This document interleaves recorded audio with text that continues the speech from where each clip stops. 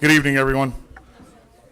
Welcome to the caucus meeting for the City of Brook Park for Tuesday, June 19th, 2018. Michelle, please call the roll. Scott? Here. Here. Virgil? Here. Orcutt? Here. Stem? Here. Mancini? Here. Poindexter? Here. Salvatore? Here. Please join us for the Pledge of Allegiance.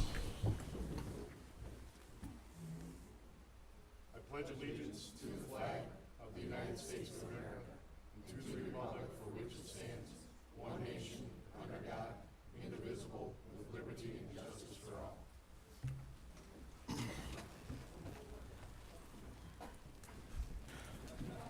Moving to item 3, discussion. First item is Division of Liquor Control, CTRFO from Sandra K2, ENT LLC, DBA Front Row Bar and Grill, 15119 Snow Road and Patio, Brook Park, Ohio 44142, to permit number 7728599 to Cavalry Air LLC, DBA Front Row Barbecue, 15119 Snow Road and Patio, Brook Park, Ohio 44142. Permit number 1314144 for a D1, D2, D3, D3A, and D6. Postmark date of 7/16/18 per Council President Vecchio. This was moved by motion from the June 12, 2018 caucus agenda. Mr. Salvatore. Thank you, Mr. Chairman. I had an opportunity to talk with our law director today, and Mr. Salvatore, it doesn't sound like your microphone's working. my light's on. Did you shut it off? Nobody's home? Hold on. I was hitting it, just see. Mancini, were you playing with my microphone again? I know you should I do this all the time. I wanted to talk It more was than on. you tonight. Want me to switch mics? Yell? Check, Don't save vicariously? Yours not? Do I have to sit here? Do I have to yell like you do? Can you hear me now? So none of them are working. Hold on. Testing, 1, 2. How about try that one? Testing. Test.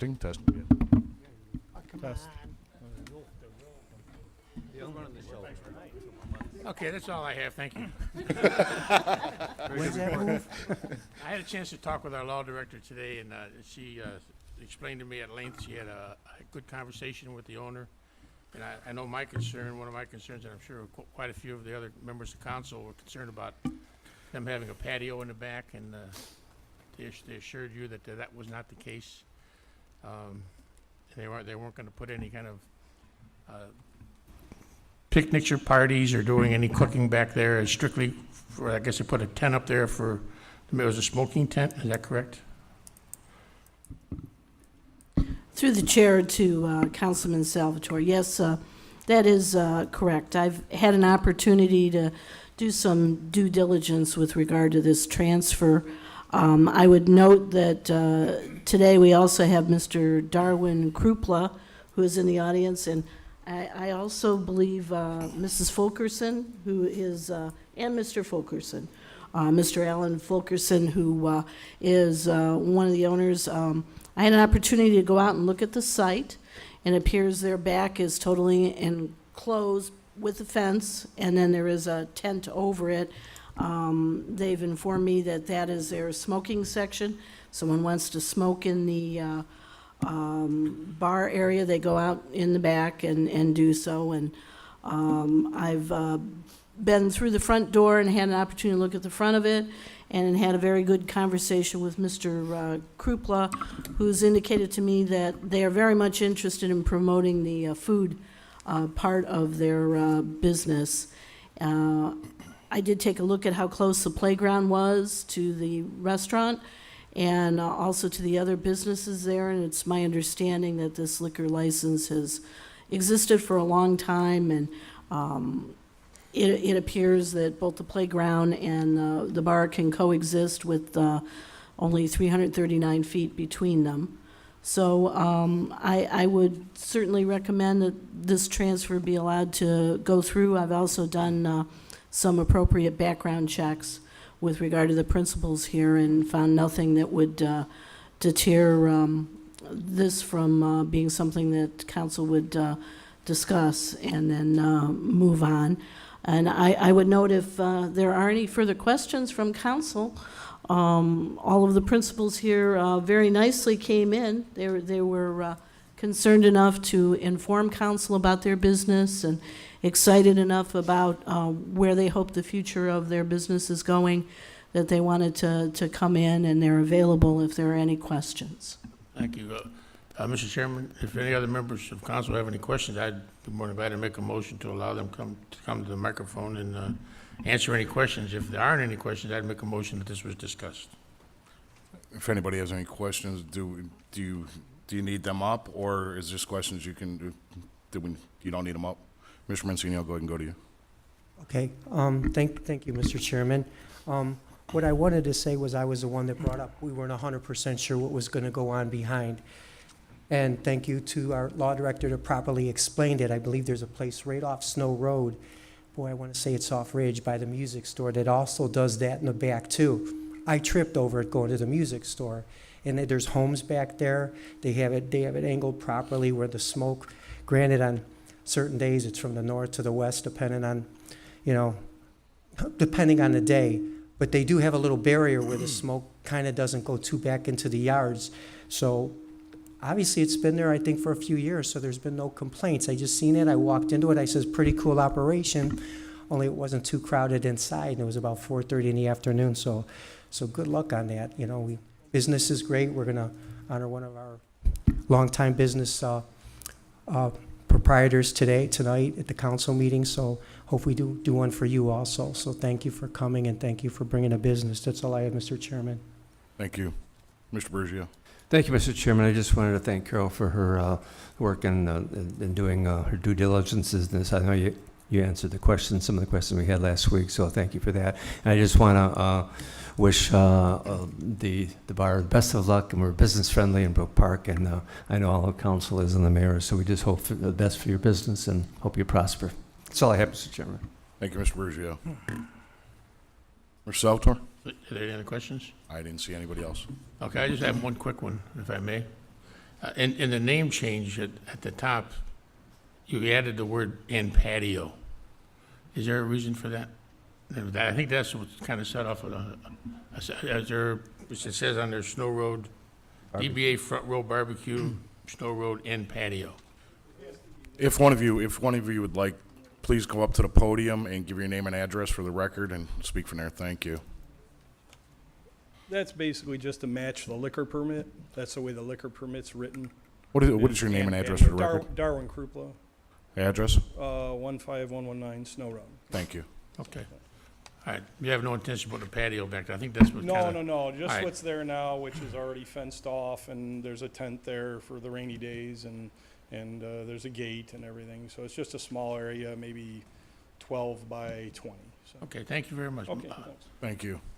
Motion that was discussed? So made. Motion on the floor that this was discussed, properly supported. Discussion on the motion. I have a question. Mr. Poindexter. Shouldn't we move this to the council agenda? All right, no question then. Thank you. Anyone else? Seeing no one else, Michelle, please call the roll. Salvatore, Yes. Bergia, Yes. Scott, Yes. Orcutt, Yes. Stem, Yes.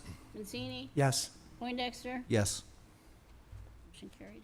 Motion carries. Moving on to item number 2, 2018 Southwest General Health System Delegate List per Council President Vecchio. This is more of a house cleaning item, so everybody's aware. In the sheet, you'll see that who the contacts are throughout the city. Mr. Salvatore? Thank you, Mr. Chairman. I guess through the chair, to the council clerk, did you have an opportunity to verify all the officers of each They were organization? emailed or they were telephoned? And there we have a That's who response? gave me the names, yes. And do any of them, besides the ones that are indicated, do any other ones have an alternate besides the name listed? The number available, they didn't give me one, no. Okay. I guess the only other question would be then, who's our alternate for council? I know I think I would think the pro tem should be. I have been for many years, but if somebody else wants to do it, I'd be more than glad to nominate somebody or pass the gavel to someone else if they want to be the alternate in case you can't make it. My suggestion would be that the pro tem would be, if, and that's up to council though. Council, whatever you feel. I'll take suggestions and we can go from there. If not, Mr. Scott, Mr. Salvador would be fine with me. Mr. Bergio, Same thing. Yep. Mr. Orcutt. I understand, sir. I guess so. Mr. Stem, I agree. Mr. Mancini, Mr. Salvatore, the pro tem's fine. Mr. Poindexter, I guess. and last but not least, Mr. Salvatore. I imagine I'll probably have to go because you're not going to go, are you? I'd be more than glad to go. It's a very important meeting. The delegates actually are the first layer of voting if something should go on at the hospital in the way of a merger or a sale. The delegates vote first before it even makes it to the system board, the other board that I serve on. So it may not look like it's important, but if something happens, it becomes very important. So I take it very serious, and I definitely will definitely be in attendance, Mike, if you can't make it. All right, the vote is unanimous. Mr. Salvatore will be the alternate. So we'll add that to that. Do I need a motion to send this back in? Send it back to them? No, I just have to correct it. I haven't sent it to them yet. Okay, I wanted to make sure we had all the corrections before it's sent to them. all right. So I would entertain a motion with the addition of Mr. Salvatore on this. I'll make the motion to add Mr. Salvatore as an alternate to the Southwest delegate list. Support. Support. Motion to add Mr. Salvatore to the list, properly supported. Michelle, please call the roll. Poindexter, Yes.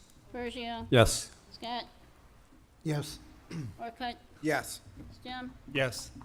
Mancini, Yes. Salvatore. Yes. Motion is approved. We're going to move this to the council agenda? Yes, we are. Motion to place on the next council agenda? Support. Motion to place on, Is time of the essence? No. You have no corrections or anything to add? No. Then a motion to place it on tonight's council agenda then? Under verbal Support. approval. motion to place on tonight's council agenda under verbal approval, properly supported. Discussion? Seeing none, Michelle, please call the roll. Salvatore, Yes. Mancini, Yes. Poindexter. Yes. Stem, Yes. Orcutt, Yes. Bergio, Yes. Scott, Yes. Motion is approved. This will be under letter J, item number 4.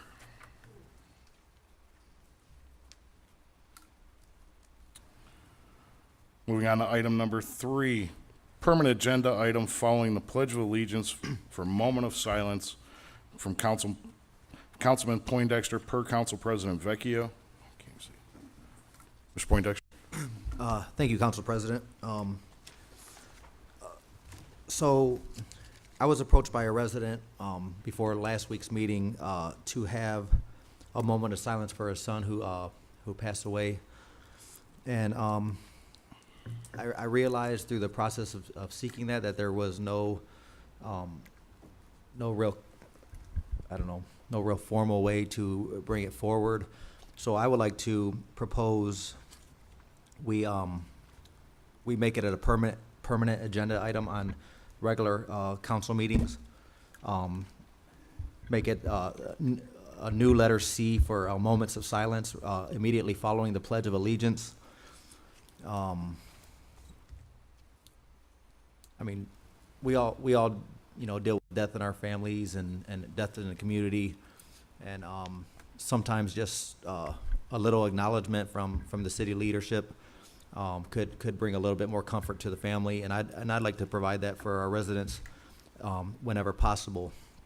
My thoughts on this is so we have the Pledge of Allegiance, and while everyone on the dais and everyone in the audience is standing from the pledge, the council president could ask everybody to remain standing, and then any names that we have on to be recognized could be read into record. And then we have one moment of silence for all the names listed. I mean, even if we have a bad couple weeks, I don't see it taking more than a few moments' time to recognize some of the residents in our community.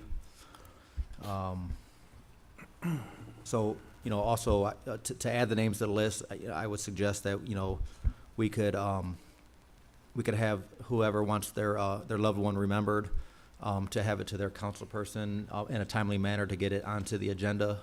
So it would have to be by that Thursday or Friday before the meeting to, place it on the agenda. And then if it's not on the agenda in that time, in a timely manner to get on that council agenda, then it could be placed on the next council agenda for their name to be read, and then we have a moment of silence then for that family. It's up for discussion. I haven't had the clerk type the rule change yet, because I'd like to get some input from my colleagues, and we'll see where it goes. Mr. Mancini. Thank you, Mr. Chairman. This could be one that we could draw this out long and have a lot of debate about it, or personally, I feel we could make it kind of short. I know as council, we're dignitaries, we're city leaders. I've been around this most of my life. Again, if my parents weren't involved, I worked for the city for a long time. I've been to meetings. I was always led to believe that, like, when you do a moment of silence, it was for a dignitary, a long-standing former, somebody who had served on here, or a commission, or we have a gentleman here tonight. Geez, I hope it isn't him, but he comes to all the council meetings. And if things of that nature, that you do it more so in an honor mode than you do just so you're having, well, now's the time to honor. So a lot of people probably don't want it. Is the other thing that, like my colleague, Mr. Poindexter says, well, they could let council know. And we would, and it's a good thing to do sometimes, and you hear us do it sometimes, as I did a few weeks ago for Councilman Bergio's birthday and his anniversary. You could do it through your committee, you could do it at the end of the meeting. I've done it for residents before when they've passed, long-standing ones, but maybe they didn't have that hand inside of the city as much as many as maybe a lot of them did. But they grew up here, they lived here a long time. So I had said, by the way, to passing, because the end of January, the last week of January, the first 3 weeks of February, I went to 12 of them. Now, granted, mind you, that they're not all from Brook Park, but where I'd like to hear from my colleagues, and I feel, and this is a tough one, and it's a good one, Councilman Poindexter, to bring forward, but it's a tough one. Where do we draw the line? And that's a tough one. St. Peter the Apostle, they had that little thing in their little brochure of pray for the sick and the part, and it got bigger, and I'm not sure, and maybe somebody could help out. I don't even know if they really do that anymore. It could be wrong, but it's just something that we have to look very strongly at, and it's a tough one. But I have no problem if somebody were to call me, hey, I lost so-and-so, and I knew him either through the center or through my activities with the city or council, to mention, I just like to say, as the Ward 2 councilman, resident in my ward that's been in my ward for a very, in that form. So there's a couple ways to look at it, and I'll let others speak on it. Thank you, Mr. Chairman. Thank you, Mr. Mancini. Mr. Bergio. Thank you, Mr. Chairman. Councilman, it's a nice gesture on that. I kind of agree with Councilman Mancini. Somebody requests that, just like we did last week. Be nice to do. I don't know if we really need something on the agenda per se, but we would do it if we feel that it's somebody requested that, and for the family and so forth. We've done that before, so I don't know if we really need a special place on the agenda for that, but I think that we'd be open to acknowledging anybody that comes before us, or that type of thing. So I kind of agree with my colleague, Councilman Mancini, on that point. Thank you, Mr. Bergio. Mr. Salvatore. Thank you, Mr. Chairman. I appreciate you bringing this forward, and it would require a change in the rules in order to do that. It's an amendment to the agenda if you wanted to pursue it. But I don't want anybody to think that we don't already do this, because we do have something in place. We've been doing it for many, many years, that it would just go to the president of council if he wasn't aware of something, and just say, hey, listen, by the way, could you do a moment of silence before we start the meeting for Mr. or Mrs. so-and-so? And it's happened many, many times since I've been up here, and unfortunately, it's going to probably happen many more times. You know, it's something that we don't want to do, but it's something that's well-deserving. Anybody that's spent time as an employee or as an elected official, somebody who's really been a part of this community, and they certainly do deserve a moment of silence as a token from the council, from the administration, and certainly if a resident wants one of their children or a loved one recognized for participating in one of the sports programs or something that's happened to them in their life, I would have to say that there's not a member of council that I've ever served with that would say no to that. So I don't really think it requires a rule change. I think it's called professional courtesy, and it's something that we've been doing since I was a little kid, watching these meetings, coming to these meetings myself, and since I've been on this council, we have done it numerous times, but I hope that we're going to continue to do that. Thank you, Mr. Chairman. Thank you, Mr. Salvatore. Mr. Orcutt? Thank you very much, Mr. Chairman. I just wanted to say to Councilman Poindexter, I think it is a great gesture that you're making here. There are a lot of people in the city that we all care for, especially when we're out there, like most of us, coaching or sponsoring teams, and we get to meet a lot of people. I think it's great. One suggestion I'd like to make to this council, and it wasn't my idea, but it was brought up to me, was that if we do take a moment, maybe a moment of prayer, and I just wanted to make that suggestion to you. That's all I had, Mr. Chairman. Thank you, Mr. Orcutt. To weigh in on your statement, Mr. Orcutt, I don't know where that would put us. I would like to defer to the law director. I mean, adding the prayer portion, which I also think is a great idea. I just don't know that that's something that is an area that we want to broach into. Madam Law Director? Thank you, Mr. Chairman. That would be something that I would want to consider and give council a written opinion on. I don't want to give you a quick response without thinking through all of possibilities and consequences. Thank you. Yeah, it just brings back the thought of the separation of church and state in my mind, which obviously puts that in a precarious situation, which I would agree with, and some serious thought and review would need to take place. Mr. Poindexter? Thank you, Council President. You know, I was going to bring this forward for a moment of silence last week, and I was discouraged by some of the people up here from doing it because, quote unquote, where do you draw the line? And I said, okay, so we'll bring it up for discussion here at this caucus meeting. So I think there's nothing wrong with having a formal item on the agenda to recognize our residents. And to say that it's only reserved for elected officials and people who are involved with the city, really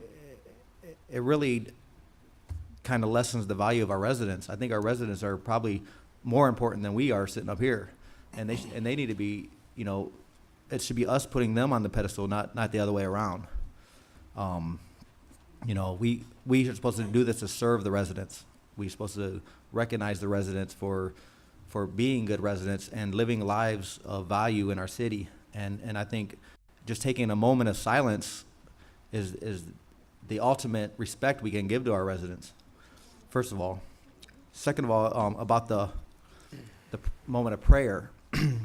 You know, the moment of silence is for your choice to do what you will with that moment. If you want to pray, fine. If you want to just reflect inward about your life and the fragility of your life, that's your choice. If you want to take that moment and remember that person who passed on, I mean, that's what that moment is for you to do what you will with that moment. And I really don't think it would take more than, we're probably taking more time discussing this than it will take to read the list of names and have the moment of silence, you know, on a bi-weekly basis. So if there's any more discussion, Mr. Salvatore? Thank you, Mr. Chairman. I just don't want it to end on that note because I didn't hear anybody say it was only reserved for elected officials. I think there's several of us, including myself, said that if somebody came up and wanted to, or called one of us, or called the mayor's office and said they lost a child and they wanted to have a moment of silence for them, absolutely, positively, that would happen. You know, I don't know how and why the one that you wanted to bring forward didn't take place. I don't know what happened. You didn't have any discussion with me on that, but I don't know anybody up here that that said it should be limited to elected officials. And if I'm mistaken, if somebody said that, please let me know who you are, because I didn't hear that. Thank you, Mr. Salvatore. Mr. Stem. Thank you, Council President. Councilman Poindexter, it's a very thoughtful idea, but I have to agree with Councilman Mancini and Councilman Salvador. I think the way council was approaching it in the past is probably the best way to handle these topics going forward. Thank you. Thank you, Mr. Stem.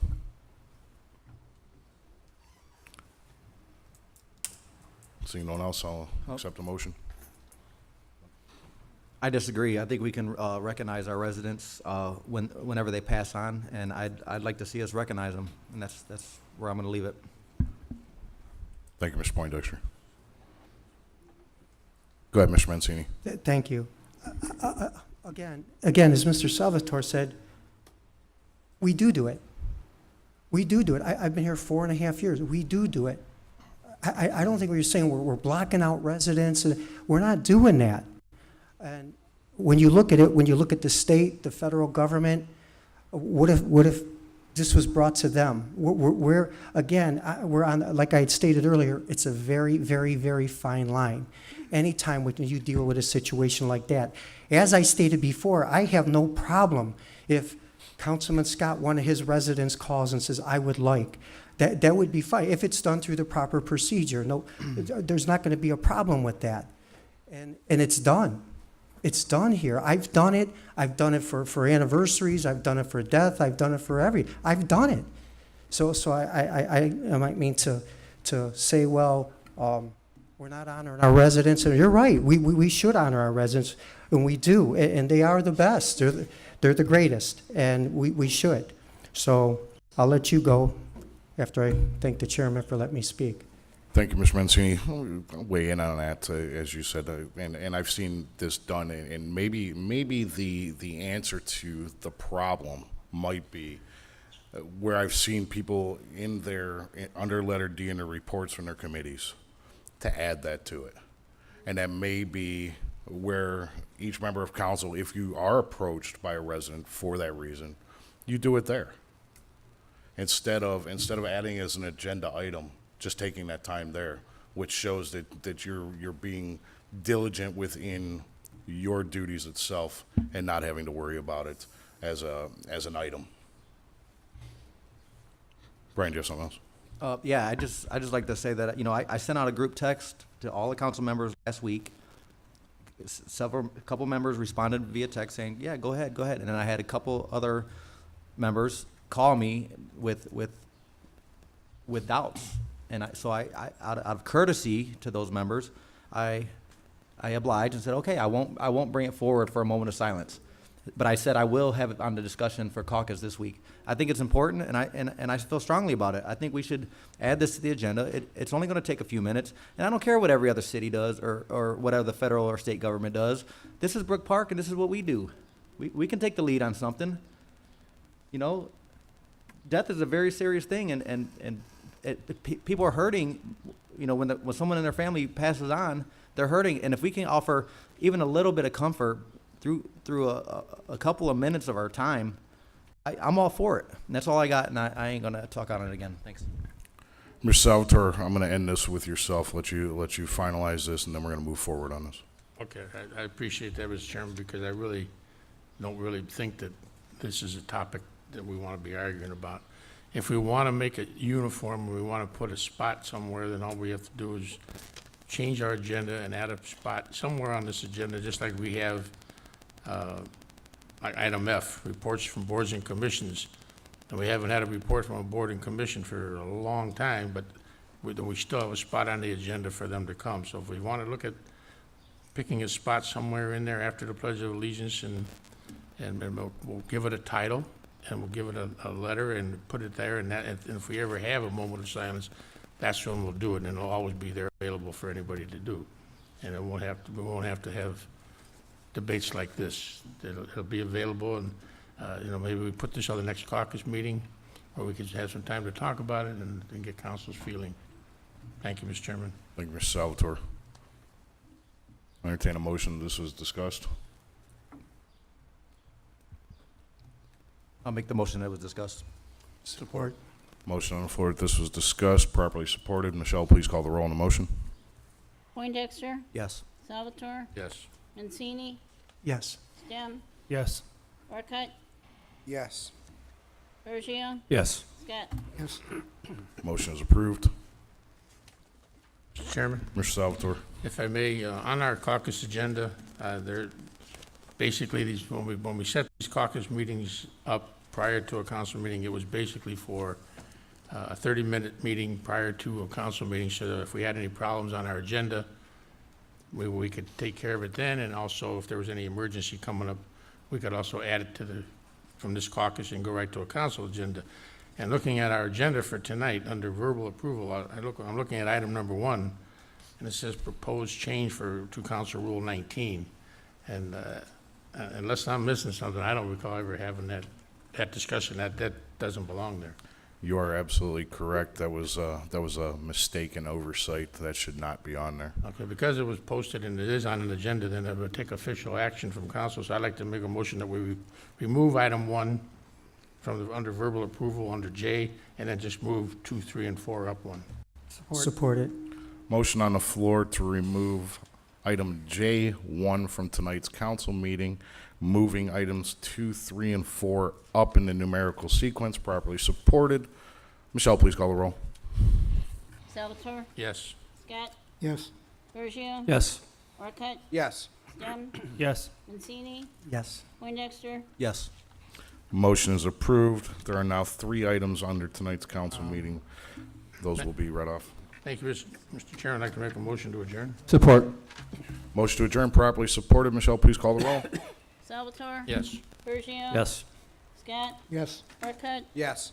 Stem, Yes. Mancini, Yes. Poindexter, Yes. Salvatore. Yes.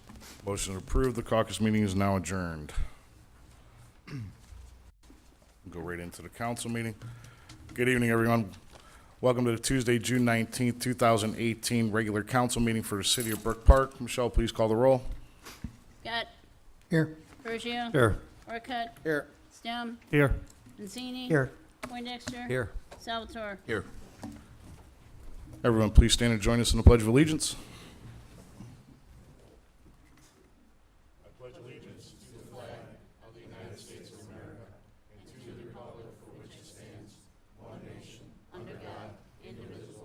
Liberty and justice for all.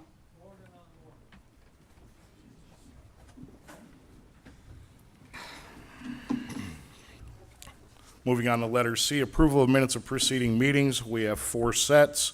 First one is a special council meeting held on May 22nd, 2018. Motion to approve as presented. Support. Motion to approve those minutes as presented, properly supported. Michelle, please call the roll. Bergio, Yes. Mancini, Yes. Stem, Yes. Poindexter, Yes. Salvatore, Yes. Scott, Yes. Orcutt. Yes. The May 22nd, 2018 special council meeting minutes are approved. Item number 2, special caucus and executive session held on May 29th, 2018. Motion to approve the special caucus executive session held on the 29th. Support. Motion to approve those minutes properly supported. Michelle, please call the roll. Mancini, Yes. Scott, Yes. Bergio, Yes. Orcutt, Yes. Stem, Yes. Poindexter, Yes. Salvatore. Yes. Those minutes have been approved. Item number 3, caucus prior to the council meeting held on June 5th, 2018 meeting minutes. Motion approved as written. Support. Motion to approve those minutes as written, properly supported. Michelle, please call the roll. Scott, Yes. Bergio, Yes. Orcutt, Yes. Stem, Yes. Mancini, Yes. Poindexter, Yes. Salvatore. Yes. Those minutes have been approved. Finally, number 4, the regular council meeting minutes held on June 5th, 2018. Motion to approve those regular council meeting minutes from June 5th. Support.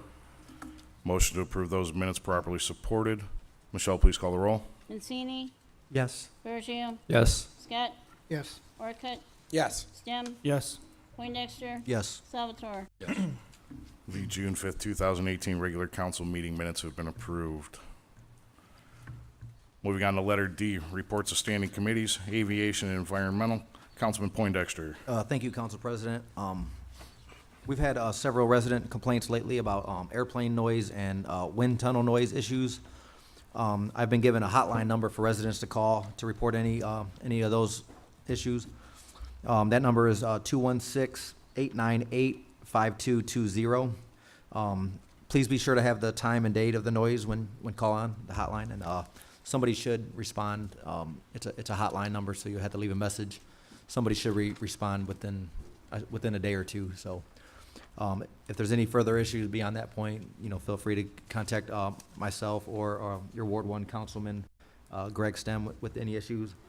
And that's all I have. Thank you, Mr. Poindexter. I want to reiterate the number for everyone. It's 216-898-5220. Moving on to the Finance Committee. Councilman Scott.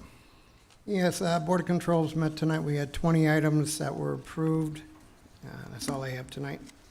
Thank you, Mr. Scott. Legislative Committee, Councilman Mancini. Thank you, Mr. Chairman. Tonight on our readings, I got one ordinance and one resolution that'll be read. And if anybody wants anything out of the Legislative Committee, feel free to send me an email or give me a call. But that's all I have. Thank you. Thank you, Mr. Mancini. Parks and Recreation Committee, Councilman Salvatore. Thank you, Mr. Chairman. The next meeting for the Recreation Commission will be this Thursday. And I'll have a report following that. I know the director is going to be giving us an update on some of the programs and as well as some of the things that he's been working on over there. So that's all I have to report. Thank you, Mr. Salvatore. Planning Committee, Councilman Bergio. Thank you, Mr. Chairman. The Planning Commission has not met since my last report. The next Planning Commission meeting will be held July 9th. That's all I have, Mr. Chairman. Thank you, Mr. Bergio. Safety Committee, Councilman Stem. Thank you, Council President. No report this evening. Thank you, Mr. Stem. Service Committee, Councilman Orcutt. Thank you very much, Mr. Chairman. I have nothing to report this evening. Thank you, Mr. Orcutt. And last but not least, Board of Zoning Appeals, Councilman Scott. Thank you, Mr. President. Board of Zoning is calling a special meeting this Monday, June 25th. We got 3 items on the agenda, so this is out of the regular order of our meetings, but like I said, this is a special meeting, 7 o'clock, June 25th. Like I said, there's 3 items on the agenda. That's all I got. Thank you. Thank you, Councilman Scott. Moving on to letter E, reports of special committees, Southwest General Health Center, trustee, Councilman Salvatore. Thank you, Mr. Chairman. Our first-year turnover continues to improve. Our overall retention of new employees hired is above 95%. I'm sure being voted one of the best places to work in the area is adding to our success. And we continue to focus our efforts on patient experience and feedback across Southwest General. And we have improved in 9 of the 12 categories so far this year, so that's more good news coming out of the hospital. Our stroke awareness program featured information provided by our physicians and our caregivers. The program was very well attended with more than 110 people participating, so another successful event. We have successfully implemented a program called Team Steps, which stands for Team Strategies, Add Tools to the Enhanced Performance and Patient Safety. And we're now expanding that program into our maternity services and our critical care unit. And as this program moves forward, I will keep council aware because it's becoming very successful. Other than that, Mr. Chairman, that's all I have. My next meeting will be next Wednesday, and I'll have a report following that. Thank you, Mr. Salvatore. Berea Board of Education Committee, Ms. McDonald.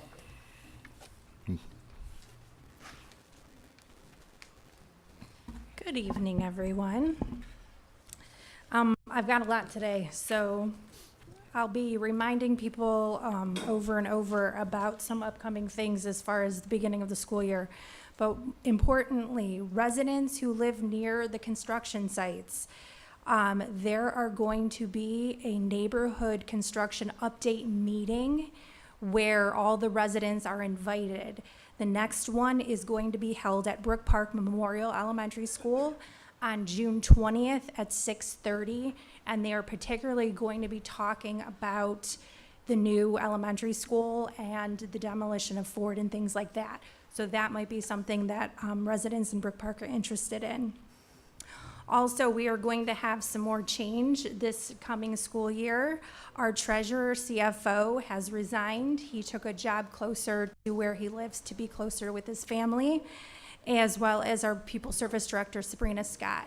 So both of those positions will be needing to be filled before the school year starts.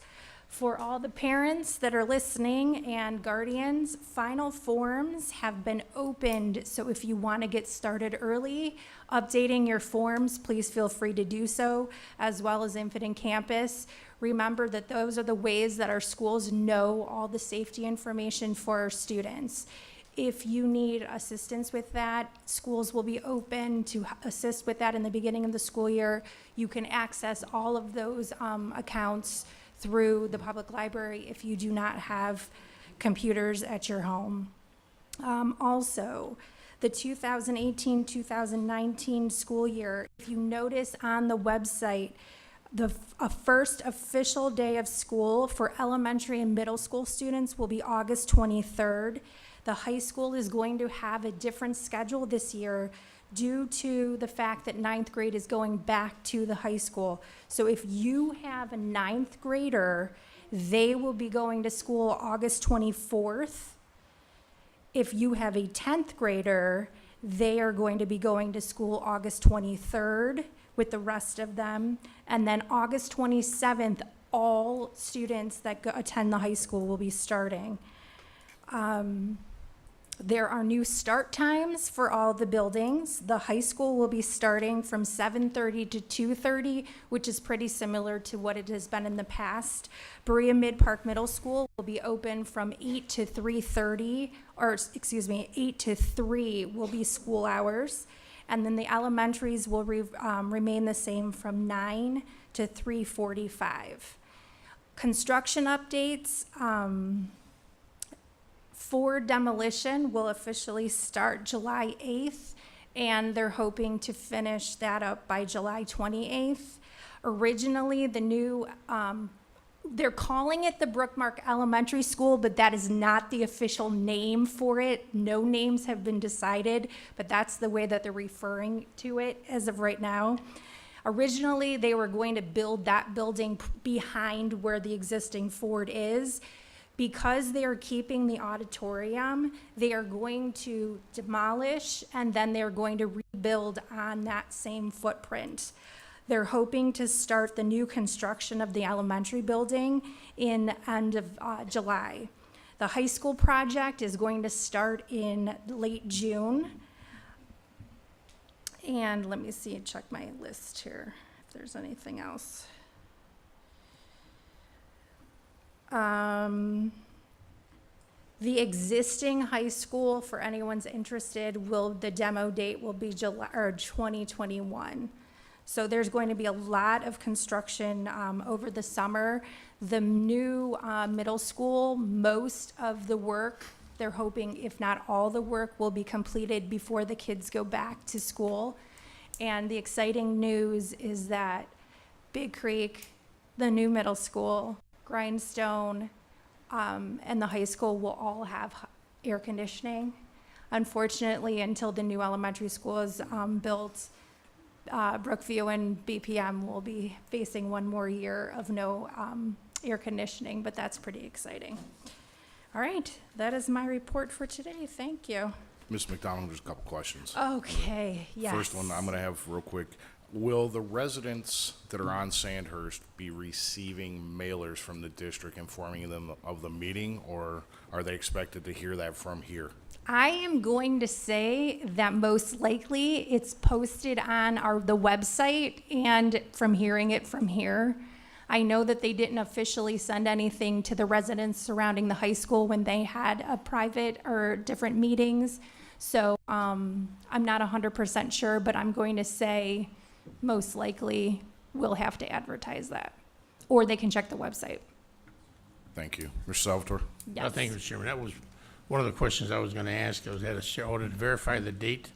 It's June 20th at 6:30? It's June 20th at Brook 6:30. Park Memorial? Yes. And I was going to ask, how are you going to get the message out? I will send out an email tomorrow to see, to the community relation person at the district. I'm not sure who's still working now that school is over, but that will be a question that I will find out the answer to. And my last question is, do you know what the seating capacity is there? How many people could you fit in there? At BPM, my guess is they're probably either going to use the lunchroom or the library. So, What building?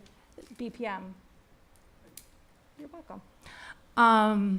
I don't know the exact numbers, but I would imagine that we should all be able to fit. Okay. All right, well, thank you. Thank you, Mr. Chairman. Okay. Thank you, Ms. Salvatore. Thank you, Ms. McDonald. Any Anyone other else? questions?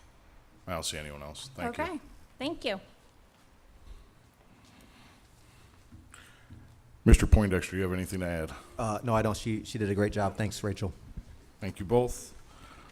Move on to letter F, reports of boards and commissions. We have none this evening. Letter G, introduction of resolutions of commendation. We have one. A proclamation honoring Gus and Vicky Canis per Mayor Gamella.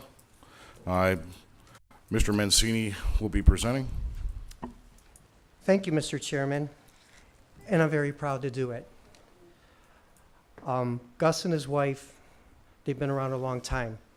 They've started with Simeon's, Councilman Salvatore, Mayor Gamella, Mayor Elliott.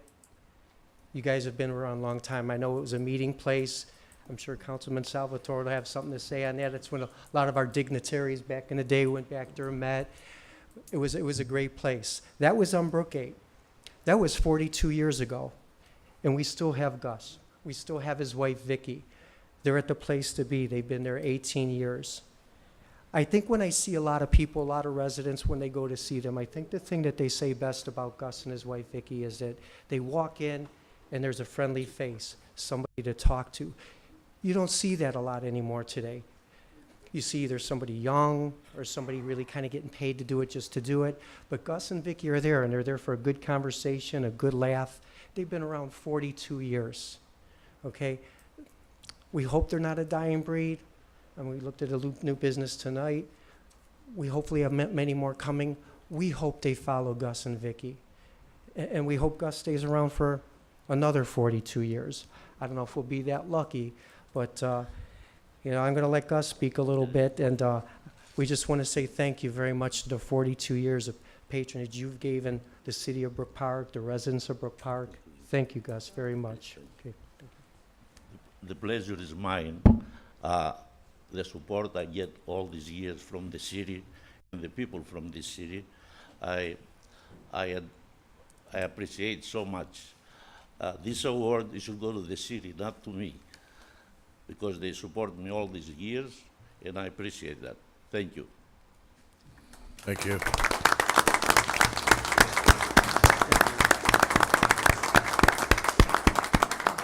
Back to you, Mr. Chairman. I'm sure some of our members on council have something to say. Gus, go ahead. I'd like to say something. Mr. Salvatore. I'd just like to say, over the years, it's been a real honor for me to have known you. And I remember when I was just a young guy coming in there, and sitting at one table that was reserved for guys like Al Costelli and Mr. Lambros, Jim Sullivan, Chris DePerna, yourself. I mean, you were a young guy then. I looked at you and I said, how is that young guy, can he afford to run this business? And it definitely, back in those days, it definitely was the place to be. And then your second place you opened up, you named it the place to be. So you kept right on going. And like I said earlier, I'm very proud to be a friend of yours. You're a real asset to the city of Brook Park. Thank you. Thank you, Mr. Salvatore. Mr. Bergio. Thank you, Mr. Chairman. I believe it was on the Planning Commission when we approved the place to be. Had to be 18 years ago, something like that. That's showing my age. But again, Brook Park is business friendly, and we'd like to see businesses do well in our community. We wish you all the best, continued success. And I believe it was at Trans-Ohio Bank there that you renovated. That's going back a long time. But just good luck, and may you continue to prosper. That's all I have, Mr. Chairman. Thank you, Mr. Bergio. Seeing no one else. Actually, we'll go to Mr. Elliott real quick. Thank you, Mr. Chairman. Gus, I just want to congratulate you again, and You've outlasted many councilmen, many mayors, but you have continued to serve so many people, and I just want to congratulate you and Vicky for all those years of service. I know it's a tough job, and you guys did a great one, so thank you. Thank you. Thank you, Mr. Elliott. I'd like to wrap it up with Gus. I'd like to thank you and your family for your continued service and hopefully many more years to come. Thank you again and congratulations. We'll move on to letter H, reports and communications from the mayor. Mayor Gamella. Thank you, Mr. Chairman. First off, Gus and Vicky, thanks a lot. You've done a lot for the community. We certainly appreciate it, and we wish you all the best and God's blessing. You're welcome, sir, and your wife. Moved to the pool with the hot weather being what it is. It's been pretty muggy out there, and a lot of people have called, asked me about the pool. My intention is to still open up the pool, but we have to make a business case. We have to be fiscally responsible. And the problem that we came into when I took office, I was just under the impression it was only the roof that needed to be done. However, the 3 walls that are contiguous in a rec center and are also inside walls are going to have to be redone. So we're going to have to look at that. We've just put $5.2 million in a recreation center, and we want to make it right, and we're going to make it right. So that's why we haven't moved ahead a little quicker on the pool. And there's a few other different things we want to do there as well. We want to modernize the area and things of that nature. So we do have people looking at it, and that is still an objective of this administration. The City Hall and this council will be moving over to the recreation center. City Council will be going over to the community room, and that should be sometime, I believe, in August. And City Hall will probably be moving probably the first part, second half of July, perhaps after home days. So when you come here and you don't see anyone here, we haven't left town, city hasn't gone out of business, we're over in the recreation center. Part of the energy conservation project from the previous administration was we were going to go from 3 buildings to 1. So that's where we'll be at, and City Hall will be located in the old daycare center. These buildings will have to be torn down per the agreement. So we're working with our Economic Development Director, Scott Adams, right now with the county to try to do that at no cost to the city of Brook Park. That was not included, by the way, in the contract, so that was just an add-on to that. Finally, Councilman Poindexter talked about airport noise, and Councilman Stem has called me on it. There is a little more airport noise. They're doing some work over at the airport, and it's causing some changes in the runway and flight patterns. So that should go on through the summer till about August or September. They gave the hotline number, and I can tell you, when you call that hotline, you'll get a recording. Leave your name and address. They will get back to you. And many meetings I've gone to there over at the airport over the years, they always talk about how many calls they got from North Olmsted, Brook Park, Cleveland. So it does make a difference when you call. And just make sure you leave your name and number, and they will get back to you, and you will get some response. And finally, our city engineer couldn't be here today. He injured his shoulder pretty badly, I understand. So he will not be available this evening. He is properly excused, and we hope that he feels better. So with that, Mr. Chairman, that concludes my report. Thank you. Thank you, Mayor. Question for the Mayor Council. Mr. Orcutt. Thank you very much, Mr. Chairman. I'm sorry that what's happened to our engineer, because I did have some questions for him this evening, and maybe possibly you could answer, Mayor. How far along are we with the roads program? Well, Councilman, I spoke with you about the roads program in my office the other day, and we are moving along with it. Ed was supposed to bring something here this week and to go over it, and we'll act upon it then. But we are moving ahead on the roads program, as you and I discussed. Okay, so plans are the same there. That's good. Is there any news whatsoever with what's going on with Ford and some of the work that's? I've seen some action over there in the last week or so. Is there anything going on there that we can hear about, or is it still kind of private? You're correct. You have seen activity over there. That's a good thing. Hopefully by September 1st of this year, I'll be able to have some good news for you. I don't want to get anyone's hopes up. As you know, I've really put a lot of work into that, and I know council will support whatever comes out of this, but again, I really can't say much more about it, except, yes, you're correct, Councilman, there's some activity over there. Perfect, great. Thank you very much, Mayor. Mr. Chairman, that's all I have. Thank you. Thank you, Mr. Orcutt. Mr. Mancini. Thank you, Mr. Chairman. Mayor, I know I have one comment, I know a couple of my colleagues do. Is the city going to be doing a citywide newsletter at any point soon here? Yes, yes. Yes, and it will be out shortly. Okay. And many of you contributed articles to that. We appreciate it very much, and you will have your space. Okay, no problem. And one other thing too, how are we coming along with the home days this year? Are we on schedule for home days? Yes, Jimmy, we are. We're on schedule, and I'm sure the Recreation Director will speak to that in his report, so I don't want to steal his thunder, just like I'm not going to talk about the whirlpools and things of that nature, but we are on schedule, Jim, yes. Okay, It's going to be an excellent home day. Sounds good. I think he's got a couple other things from maybe be thunder and lightning there. So thank you, Mayor. That's all I had, Mr. Chairman. Okay. Thank you, Mr. Mancini. Mr. Salvatore. Thank you, Mr. Chairman. Through the chair to the mayor. Mayor, I just want to thank you for bringing that proclamation forward, honoring Gus and the place to be and Vicky. And I really understand that the proclamations are issued from the mayor's office, and I just want to say thank you. It was a well-deserved proclamation. You're welcome, Rick, and you're right. It was a very well-deserved proclamation, and I thank all of you who got with me to make certain that happened. Thank you. Seeing no one else, we'll move on to letter I, reports and communications from departments, commissions, and other public officials. We'll begin tonight with Finance Director, Mr. Single. Thank you, Mr. Chairman. A couple items this evening. First, the administration appreciates council's consideration of the 2019 tax budget, which is on the agenda this evening. Hopefully, it will be approved and we can be sent down to the County Budget Commission so they can start to do their work in processing the tax rates for the community. Also, Mr. Chairman and members of council, we're in the final stages of the 2017 audit. I hope to have that wrapped up here in the next few days, and then we will have the CAFR to council, the administration, and also any resident that would like a copy of it within the next probably 3 to 4 weeks. And that concludes my report tonight. Thank you, Mr. Single. We'll move over to the Rec Director, Mr. Elliott. Thank you, Mr. Chairman. Councilman Mancini, we are on schedule with home days. Also, for the first time in 4 years, today we opened up the locker rooms, whirlpool, steam room, sauna. So that went very well today.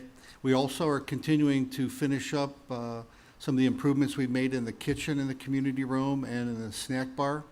And also this Friday night will be our first of 3 movies at the water park. And it will begin at at dusk. Early movie. Hey, I was getting shaken up by the title. We will be viewing Nut Job 2. So should be a good night and a good family night for the kids. That's all that I have. Thank you, Mr. Elliott. Moving on to the Law Director, Ms. Horvath. Thank you, Mr. Chairman. Council has been provided with the list of pending civil cases, and that we still have the same 4 cases on the list. Everything is pretty much status quo. These things tend to move slowly and then all of a sudden in leaps. I would note the City of Cleveland case has a pretrial on July 12th. The 2 foreclosure cases are winding to an end, and hopefully those properties will be sold soon. The other pending civil case has a motion to dismiss, and I don't know if there are any questions with regard to those matters. Other than that, I would have no further report. Thank you, Ms. Horvath. Move over to the Service Director, Mr. Gardner. Thank you, Mr. Chairman. In the past 2 weeks, in a period from June 1st to the 15th, we've used 31.5 tons of asphalt. We've completed Middlebrook, Brookhaven, Crestway, Evanston, Sylvia, and Sylvia Court. We're working on Starlight, and then to follow, we will be at Sailor. We're going to go to the west end and try to wrap up that quadrant over there. Cedar Point, Norwood, Edge Park, Grayland, Schweitzer and Lucille, and then head back into town, Sandhurst, Cambridge area, and then of course what follows there. We're cutting 14 vacant lots through the building department. We stumped 15 tree stumps from previous removals, I believe, and topsoiled those as well. Have, I believe, 4 stumps that are outstanding, but we're cutting trees every day, so there'll be a few more. I'm working at the parks and playgrounds, maintaining the ball fields for play every day, cutting grass at all the parks, playgrounds, ball fields, city properties, and miscellaneous other lots. On bulk Monday, last Monday, on the 11th, we picked up 70 tons of rubbish. Completed a couple of projects with the rec director at the rec department, like you said, the lunchroom and the snack area, or the kitchen and the snack area.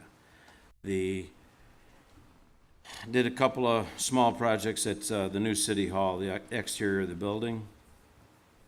Working some Vector work, catch basins, and working on our trouble mains, some things that are repetitive problems.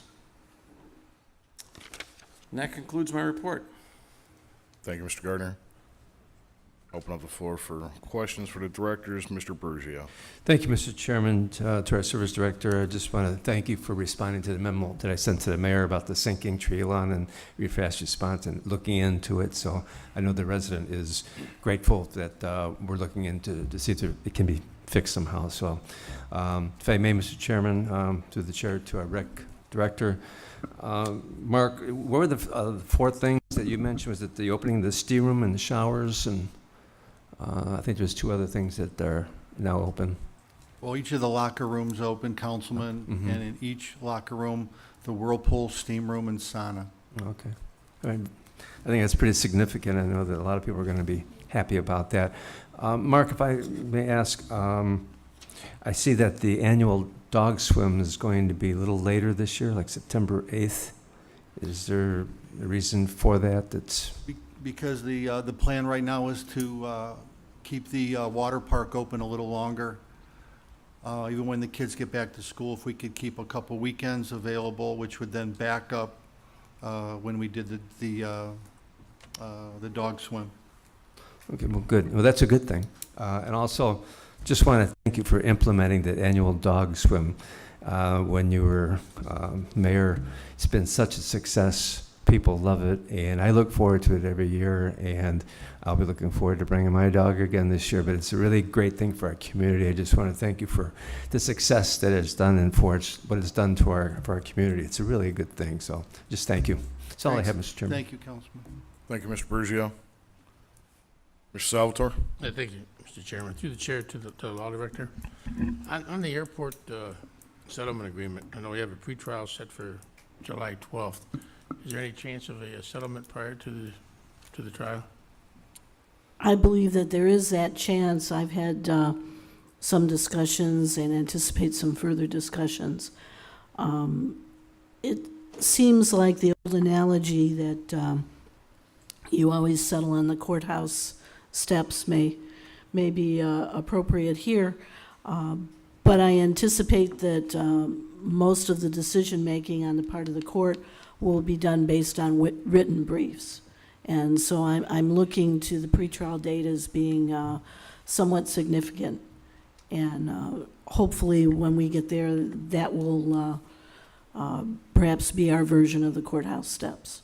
In the event of any type of movement in that area, as far as a settlement that may occur, or even something that takes place on the 12th, that's going to require some councilmanic action, I would believe, to make that settlement. Is that correct? That's absolutely correct. So we don't have, with the new schedule that's on tonight's agenda, it's going to be changing some dates, so we're going to have to be available for a special meeting in the event that we have to settle that quickly.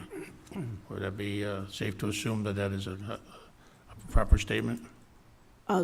Certainly that's good. I don't know how quickly we would, mechanically be able to implement things. And I know the concern is that we're going into a summer schedule. But if we did need to do something very quickly, I imagine we could always have a special meeting or a special executive session. I think when it resolves, if it does, then certainly we'll have some further work to do from a writing standpoint, Okay. and then have something to present to council and the administration. I certainly would really love to see this thing get resolved. Me too. Me Thank too. you. Mr. Orcutt? Thank you very much, Mr. Chairman. Through the chair to our service director, Mr. Gardner, after we spoke today, I drove past Hummel and Fry, and it looks like there's a catch basin. Everybody had seen it, was popping up, sticking out of the ground. Now it looks like you have a crew over there, cut out a big section of the street. Do you have an estimated time that will be completed, that work? Yes, sir. Due to the heat, it caused the road to heave up. The catch basin is just a byproduct of that. They dug it out today. They'll be formed and pinned tomorrow, and the concrete's due to be here at 10:30 Thursday, overlaid on Friday. So it should be opened up for the weekend. That's perfect. I know the people in that area will certainly appreciate that. That's been a little bit of an obstruction for all the drivers in that area, so thank you. Along with that, there's 2 on Sylvia that are the same situation. We'll be working on those as well. Terrific, thank you. That's all I had, Mr. Chairman. Thank you, Mr. Orcutt. Anyone else? Mr. Mancini? To your left, thank you. Thank you, Mr. Chairman. Through the chair to our service director, Randy. First on the grass cutting, very good. I know that grass was growing, and it was growing very, very fast. So I appreciate that a lot. I know that, people see grass high sometimes it's not our lots either, and I'm gonna get to the vacant lots in a minute. And also on that 70 tons, I mean, that's where I was at for a long time. That's a lot of rubbish for one day. That is one day, right? On that bulk Monday last week? Yes, sir. So that's a lot of rubbish. If you just put 7 trucks, that's 10 tons. So easy math, but not easy doing it. On them 14 lots, were them homes that were people just, not just vacant, were they people that not cutting grass too, where the grass is waist high? And It's my understanding that these are vacant, abandoned, bank-owned. I'm not sure. We are certainly, through the building department, they are billing. They have somebody to bill and/or are leaning properties accordingly. Okay, well, if I could, through the chair, either the law director or the mayor, on them lots that I just spoke about, residential homes that where they weren't cutting, because I know our building commissioner, Ted, always says the city cut it, and I believe I had 2 or 3, I think I had 2 in my ward. Do we assess them that $300 when we make that cut? Is that sent through? Madam Law Director? Through the chair to Councilman Mancini, what we try and do is let the service department take care of cutting the grass, and then usually at the end of summer, beginning of September, usually it's Mr. Corrigan in the building department, will send over an invoice to the law department, and that will indicate each home what the total amount would be for the various grass cuttings. And then what we do is we file affidavits at the county recorder's office, letting them know that's the equivalent of placing a lien on the property. And hopefully if they're bank-owned or they're in transition or what have you, at some point in time, if they are sold through foreclosure or in some other fashion, we expect to get those funds back out of the proceeds of the sale. Sometimes these homes sit there for quite a long period of time. It could be maybe due to probate or other matters, but our goal is always to make sure that the city's investment in cutting those lawns are protected. And I know through the past 2 or 3 years, we have been successful in receiving some checks from title companies reimbursing the city. That's very good to hear. I mean, we all hear, or you'll hear a resident say, hey, the grass across the street hasn't been cut. I know it's just not like that. I know there's proper protocol, proper procedures on how to do it. I mean, we wish everybody would take care of their yard. 99% of the community does, but for the 1% that doesn't, we have to stay on top and work at it. So sometimes not easy being a councilman when you're getting them phone calls. Hey, and I have 2 of them, like I say, and the neighbors are very happy to call me, still not cut.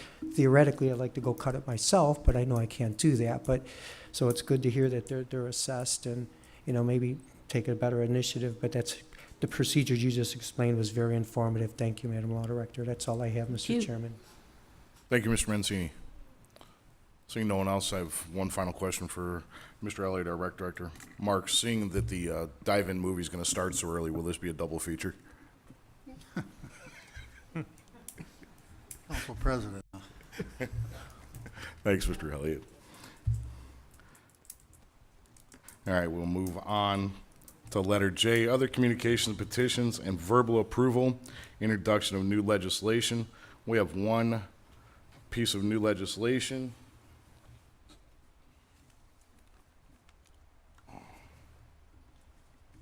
It's an ordinance authorizing a consulting engineer to prepare plans and specifications and the mayor to advertise for bids and enter into contracts for the Holland Road reconstruction project and declare an emergency. I will assign this to the service committee.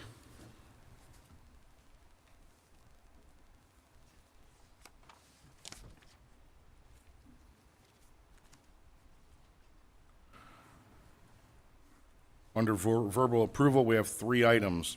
The first item is proposed changes to the 2018 Caucus Council meetings and summer session schedule. This was moved by motion from the June 5th, 2018 council agenda.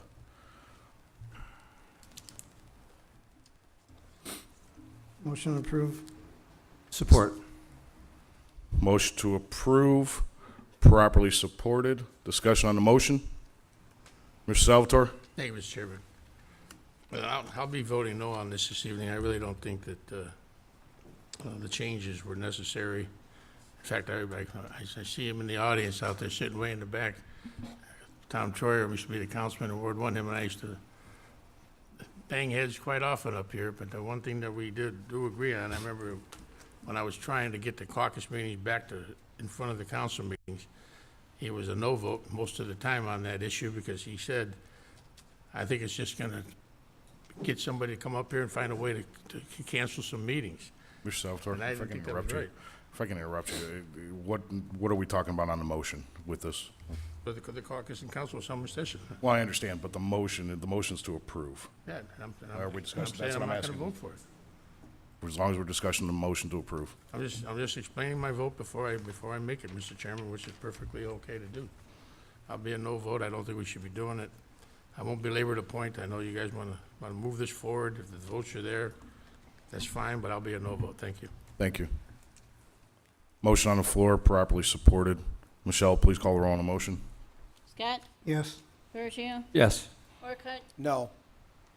Stem? No. Mancini? Yes. Poindexter? Yes. Salvatore? No. Vote is 4 to 3. 4 yes, 3 no. Motion is approved 4-3. Moving to item number 2, 2019 tax budget.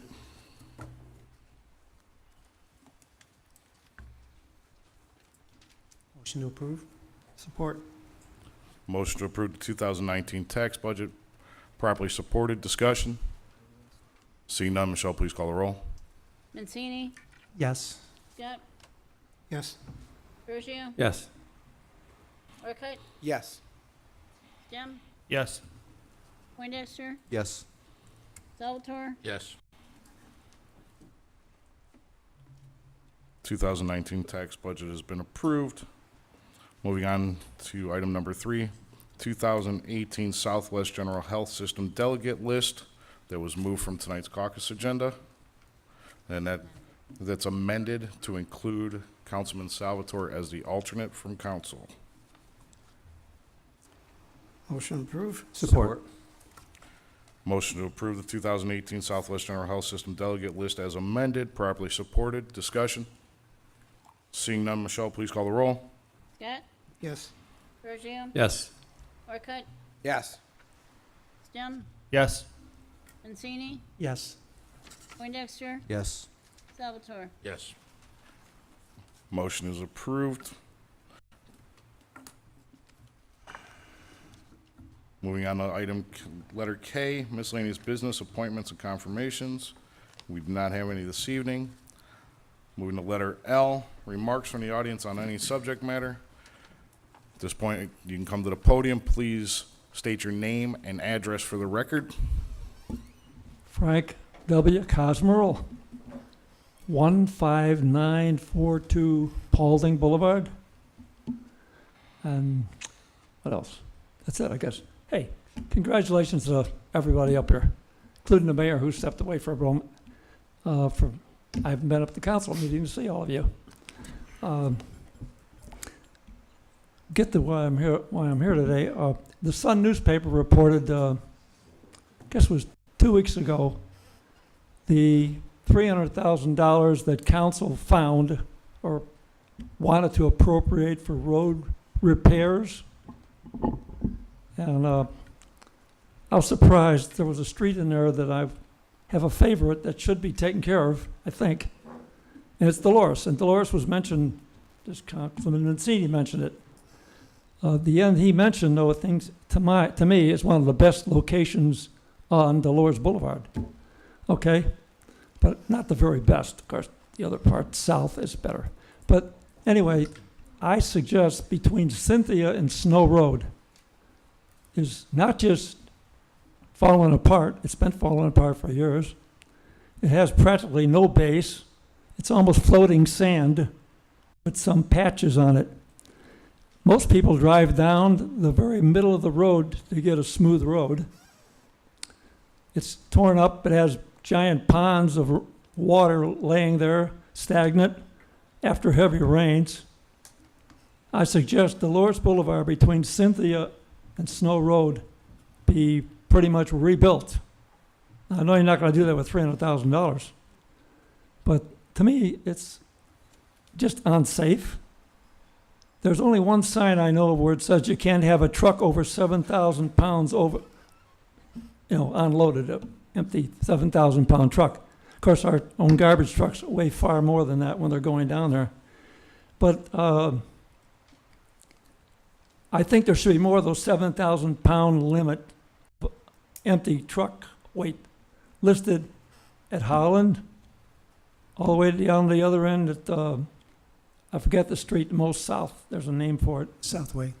Thank you. In any case, that 7,000 pound, and by the way, the one that's at Snow Road is forever either sitting this way or this way. It looks like it's something to be ignored because we haven't stood it up straight in a long time. Okay, it was straightened out once, but it went back. In fact, it fell the other way. It's a 7,000 gross vehicle weight vehicle with no load, is what I understand it's supposed to be. It's just pounded all the time. The road, I hear trucks. I have bad hearing. I wear hearing aids now. I can hear the trucks and I can feel the rumble of the ground. Boom, boom, boom. That's a favorite north-south or south-north cut through for a lot of people with some big equipment. And I just think it's a dangerous artery, period, from its lack of attention. I suggest that some of the repairs begin such as we do and regularly, it seems, when I go to Parma or what they call it, whatever they call it, the shops, or up that way to visit my daughter, for example, to her family. Settlement Acres and Park Drive, the big long legs. I have never seen a repair made on that road without the crews digging out all of the concrete with a major saw cut, almost 1.5 feet deep down to the mud, and they put in solid concrete. And it happens anytime. I don't know who signs off on those, but whatever it is, I have not seen a patch put on Settlement Acres or Park Drive year after year. They're always significant concrete all the way down to the mud, stop 2 inches from the top for a little asphalt cap. I think that's what Dolores deserves because it's a very busy artery.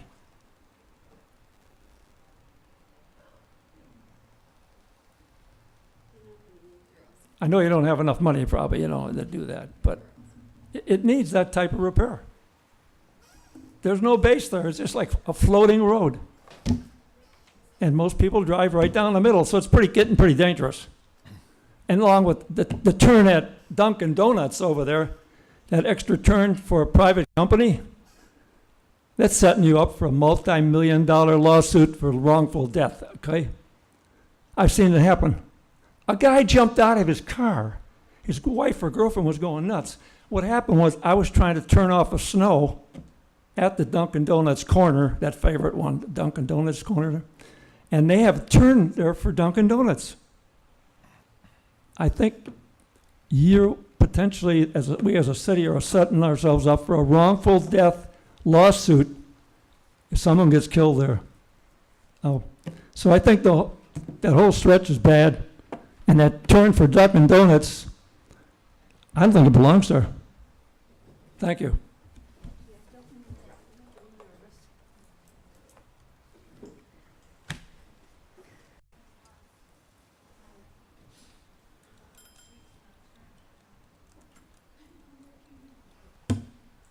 My 6 minutes. My chicken with 6 minutes. Hasn't started yet. What could I say? Okay. Elizabeth Sayers, 23065 Cedar Point Road, Brook Park, Ohio, 44142. All right, I brought my chicken up. I'm hoping she's working because... Okay, everything's okay? Okay. Let her sit there. We know how valuable everybody's time is. Okay, first thing I want to say is people got problems with trains and planes. Get over it. We live right up around the airport and trains. Come to my house and sit on my back deck and we can watch the planes go by. Anyway, I'm up here because the ward people, I like the ward people to do a little more than what they're doing. Some of them need to know what their job descriptions are. Because us residents, especially me, needs to stop going to City Hall and raising hell with the mayor and everybody because it's really not my job. It's the ward people that need to look at the properties and need to straighten and clean out the wards, especially my ward. And I know I could pull everybody's permits and get all technical and all legal and all that garbage and get my attorney and all that, but I want that money to move. I want out of here. But I think that the ward people need to, take our little complaints, check the areas, walk around the neighborhoods, take pictures, and see what's really going on in the wards. And listen to the people talk. Because, city people are tired of listening to me. And, I don't blame them. I wouldn't want some little fat person coming up yelling at me all the time. But I'm having a real issue on things that are not taken care of and things that are more important than people's safety. Okay? Now, I hate to keep bringing up the gazebo, but you know what? I'm bringing it up because that rail is a joke for a repair job. I've been in the construction and an electrician since I was 10 years old. I learned everything you wanted to know about houses, roofing, you name it. I know how to do it. I can even hang windows and doors and do your roof and your electrical. But this ordeal with the gazebo, the rail, it's supposed to be a public thing. Everybody in the world can go to the gazebo, okay? When you walk down the gazebo going towards Ingle Road, though, if you hang on to that rail, oh my gosh, it's wobbling.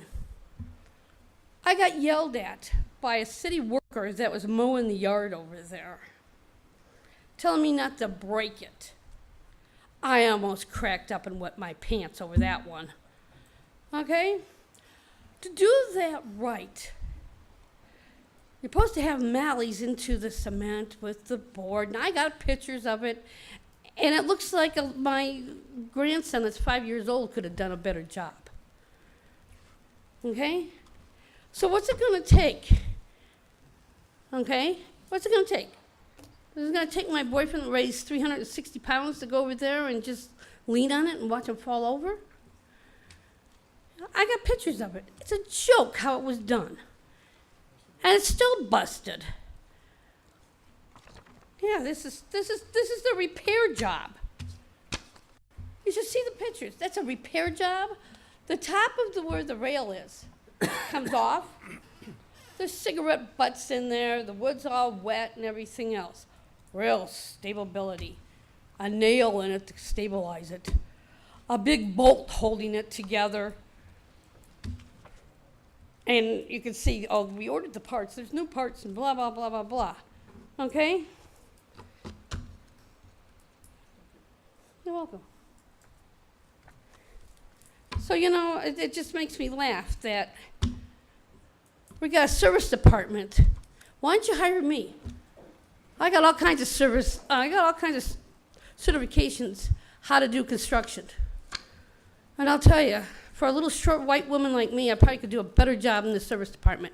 And if I want to get screamed by anybody, I'll just come to City Hall and, you know, they can tell me off. But somebody that's mowing the yard telling me not to break the rail, it's already broken, and you can't fix it right, needs some education. Or needs somebody to teach them how to repair things in the city of Brook Park. And as for the ward people, you get paid to do your job. Then you need to do your job. Instead of having people like me calling you up, coming and seeing you, taking pictures of everything. I shouldn't have to do any of that. I'm not getting paid by the city. I don't even get a Pepsi from them anymore. You know? So I think you need to wake up.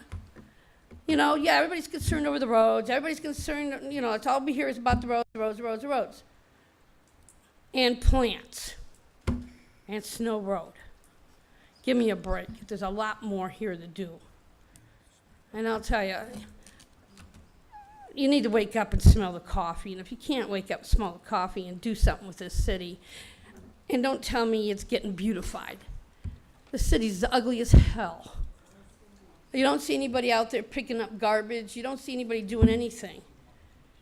You know, if we got some of these people like me, I probably could lose 20 pounds and get out there and start picking up garbage all over the place. Hey, Liz. My 6 minutes isn't up yet.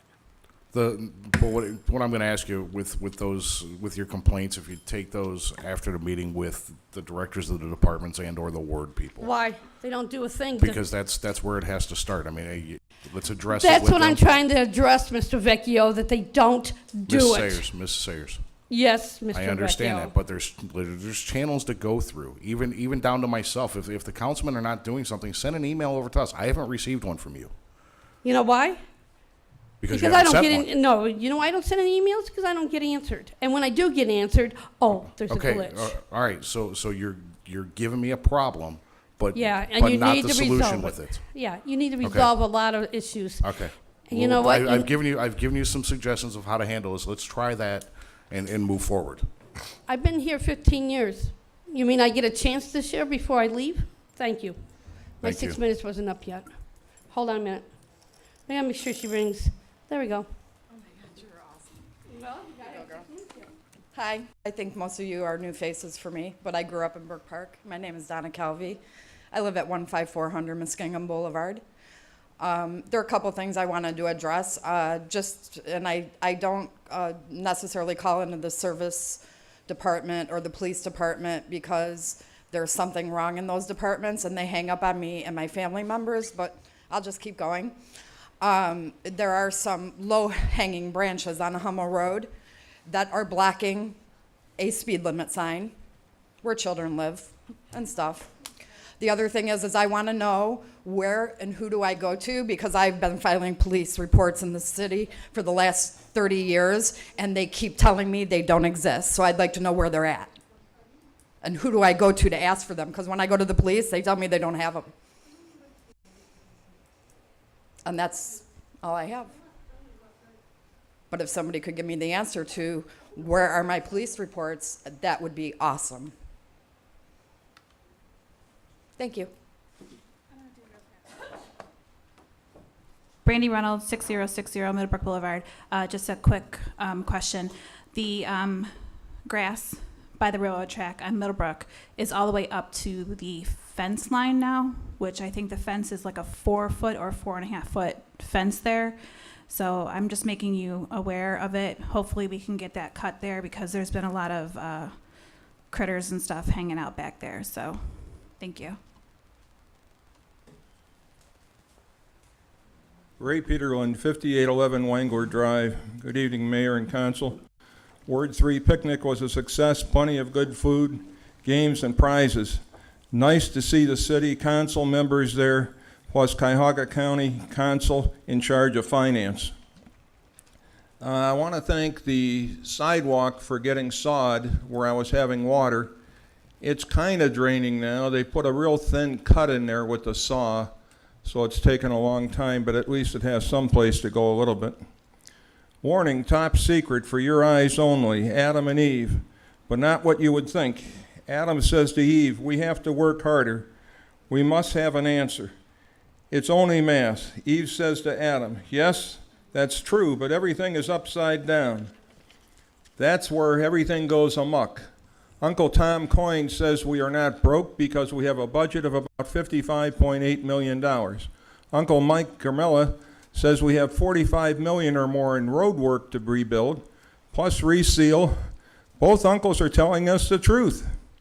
Adam says to Eve, then why is doing the right thing almost impossible? Eve replies, that's because the city wants us council to make bricks without straw, money. They tell us it will be very difficult this year and next year. Code for $1.2 million divided by 4 wards, which is $250,000 to $300,000 to do many $1 million worth of work. Code for it will never happen. How did this train wreck happen? Why didn't we hear the crash? How, when, and why? It started to happen at the end of each year, sealing our roads. The weather must be 70 to 90 degrees. We must have dry asphalt with no rain. We must have an 11-man crew. Adam, the way I see it, this should happen in late spring to early summer. That's how we keep our roads healthy. We need to know early the amount of sealing material to order, the cost, and it's not okay to do it at the end of the year if there's money, if the weather permits, or worse yet, doing it when the weather is too cold. City fathers must tell us at the beginning of the year budget how many streets need sealing, cost of material, man hours to do the work. Okay, Eve, but how do we dig our way out of this? Is there a way we can save ourselves? Eve replies, I'm glad you asked. It'll be hard, but we can do it. We need $45 million plus the cost of sealing the roads. Let's round it up to $60 million. Now,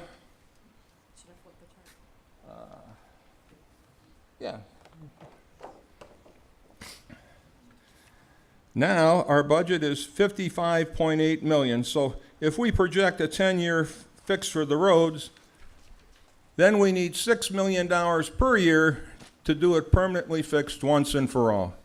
We must cut all departments by 5 or 10% of last year's budget and make up any shortfalls by freezing wages for at least 5 years. We must be ready for January 2019. Will not lay off anybody or reduce hours. Even the new 2.5% tax, if put on the ballot, and if it were to pass, would not generate enough money. Eve to Adam, I know we're trying to get Ford Motor to help, and a lock company and Brookgate to give more jobs.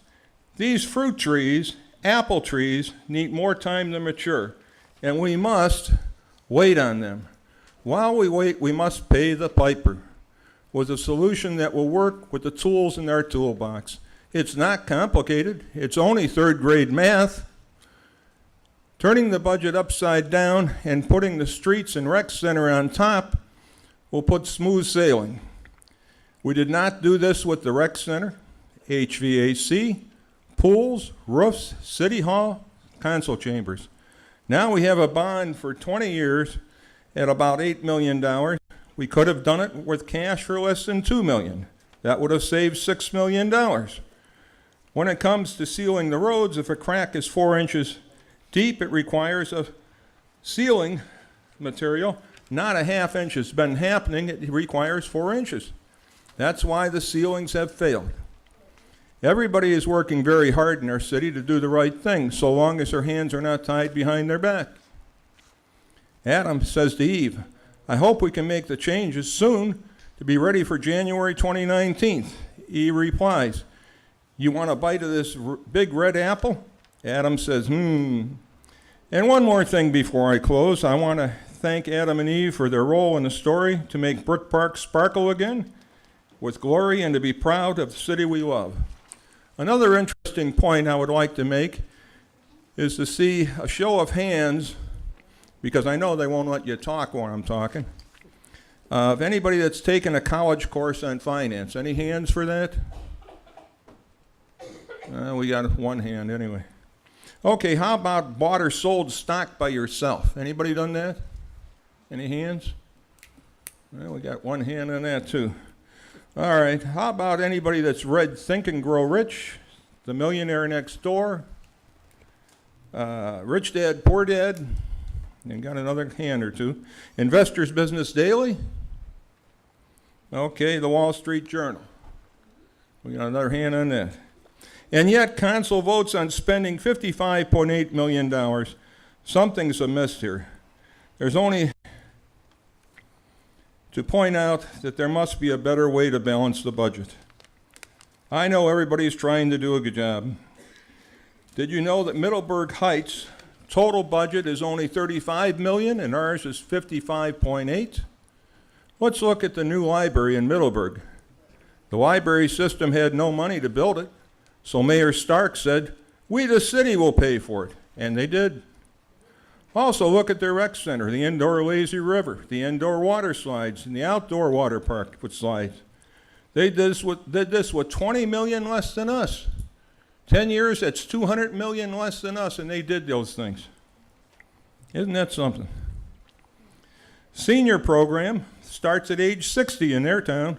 Here it starts at 70 with all kind of income requirements. Last council meeting, June 5th, 2018, we're replacing the clerk's computer. I'd like to know if the old computer can be donated to the Brook Park Senior Center. If you were to fly a private airplane, you would take flying lessons. You would trust the aviation mechanics who were licensed and properly trained. When you left the tarmac to the runway, you would expect there would be no budget problems with craters in the runway and having asphalt heaving because we couldn't get around the proper ceiling. All money, folks. Please turn the budget process upside down and put our roads and rec center on top the way it should be. Please, we can make these changes. Once budgets have been corrected, the infighting in council and the meetings will be short the way they should be. Thank you.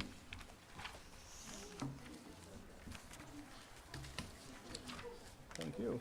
You're very welcome, sir.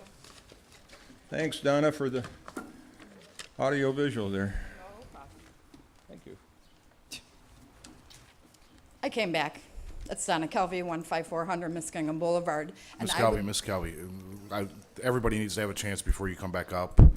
We go one at a time as they go through. I'll and we wait. allow once. No Thank you. problem. I've been waiting 30 years.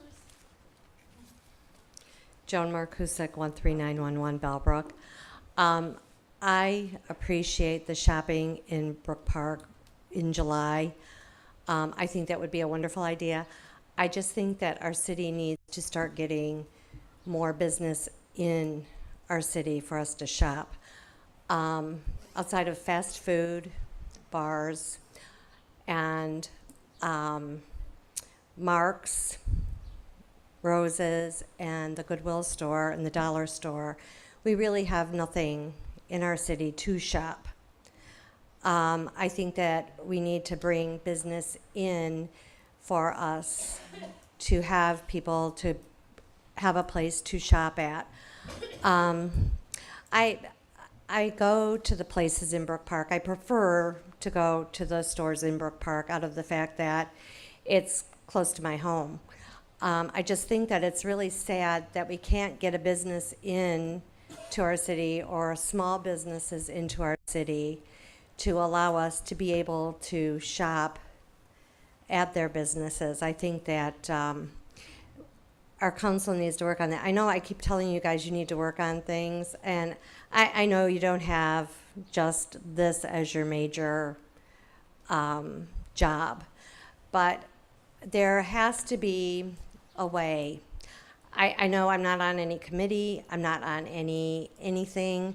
I refer to Rich Scott a lot about a lot of things because I'd like to know exactly what's going on.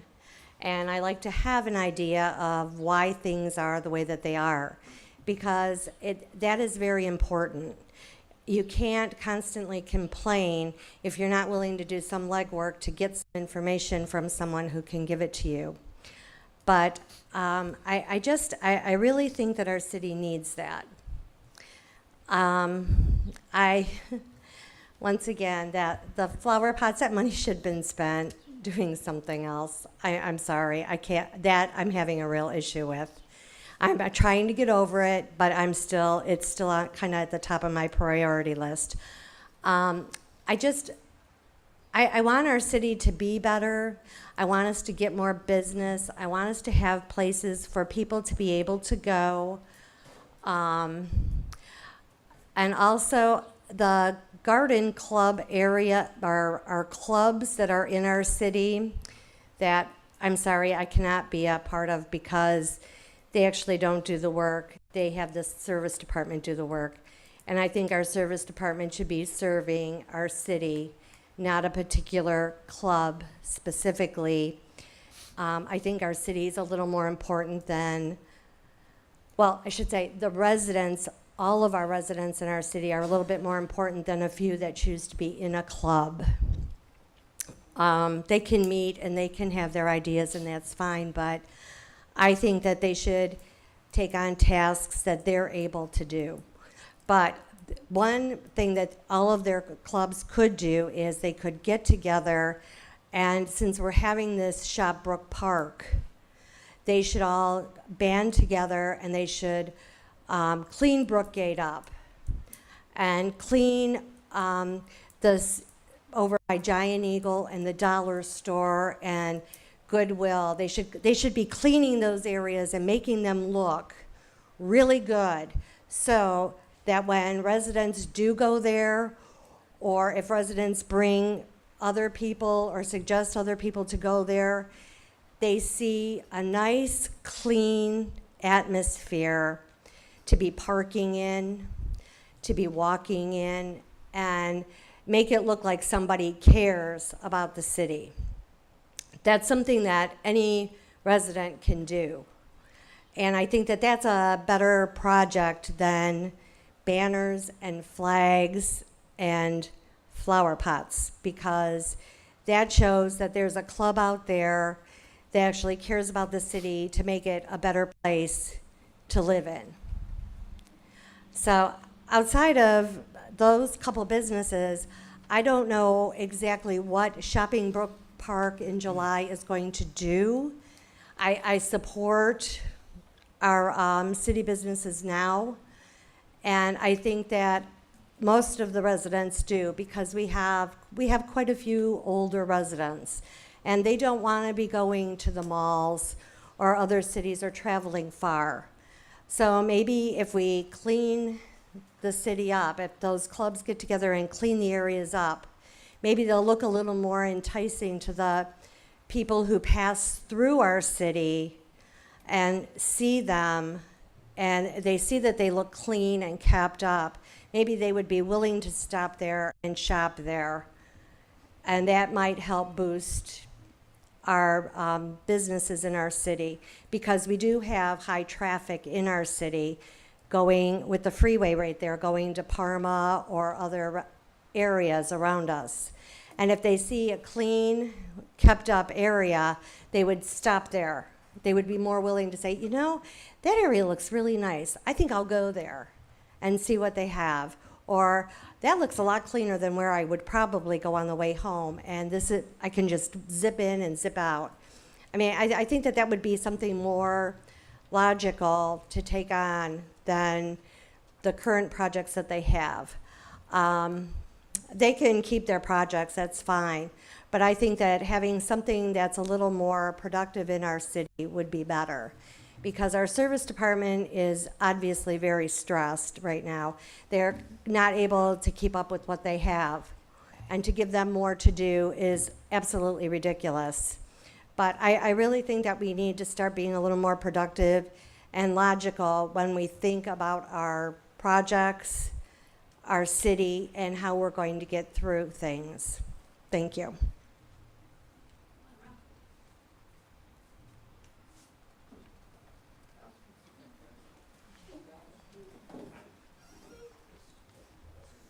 Ralph Lone, 15960 Megs. Your free public nuisance, giving his psychobabble whenever reports.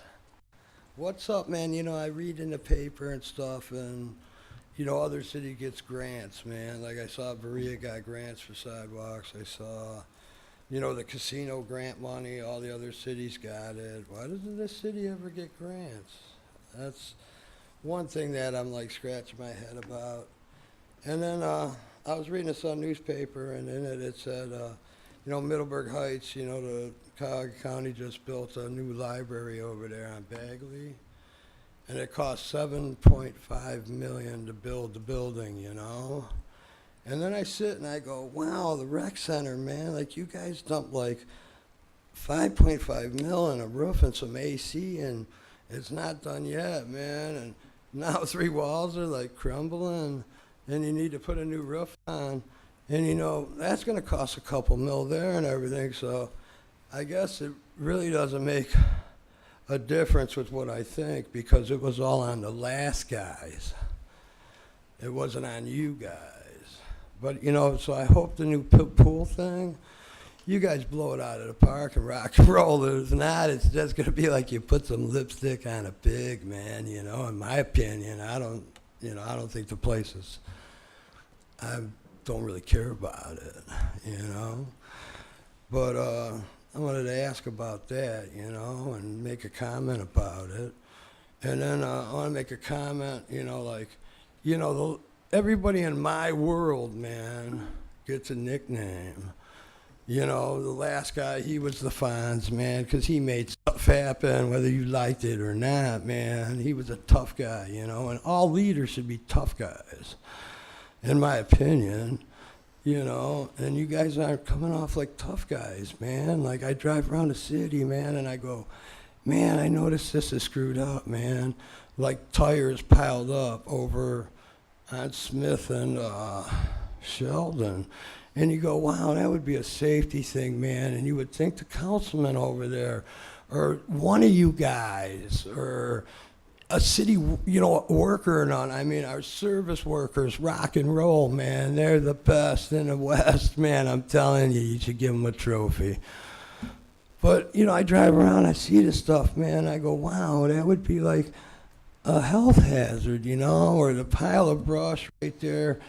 You know, Smith Road by like Meg's, man, it's just piled up there when the guy cut down the tree, man. And it's like, don't any of you guys drive around and just go like, wow, man, maybe I should say something, fix this stuff, you know? I don't get that. And, you know, you're all coming off soft, you know? And Mayor, everybody gets a nickname, man. The last guy got the fines, you know what I mean? Now, I would hate for you to get the nickname and not be Marsh, you know what I mean, being like, you know, I heard you called Michigan Mike and this, that, the other thing. Well, you know, I would hate for you in my world to get the nickname of Marshmallow Mike. I mean, man, dude, we talked already, man. And, you know, you're just coming off soft, dude, man. Just onward, forward, brother, you know? And pick what streets you want, Mr. Chairman, man. Mr. Chairman, point of order. You know what I Ralph, mean? Mr. Long. What? Mr. Long, there's a point of order right now. All right. I understand and I appreciate the humor, and maybe that's something you may want to have with the mayor off of here. Oh, man, come on, dude. I'm just being a silly tard, man. I get it, but all kidding aside, all right, it's all probably kidding better aside, there. I'll stop with that, all right? But, you know, the mayor, Another thing was I loved the Fonz when he was over there because he had an open office, man. I could stop there whenever I wanted and say, hey, man, I want to see the Fonz. And he'd come out and see you, you know, if he was there and stuff, you know. It was cool, and I wish you'd have that, like, open door policy. And, Pete, you know, we talked already, man. Give more money to the cops, man. You know, I get 3 reverse 9/11 calls about mental illness and opium addiction and stuff. Totally, I hate robocalls, dude. But like, you know, you're screaming in like, oh, we got this epidemic. Oh, we need federal money. Oh, we need. And then you take money away from the boys in blue. Yeah, I don't understand. You know what I mean? It makes one scratch their head. But I'll finish on a fun, you know, on that note. And see you guys later. Have fun. Carry on. Onward, guys. Be leaders, man.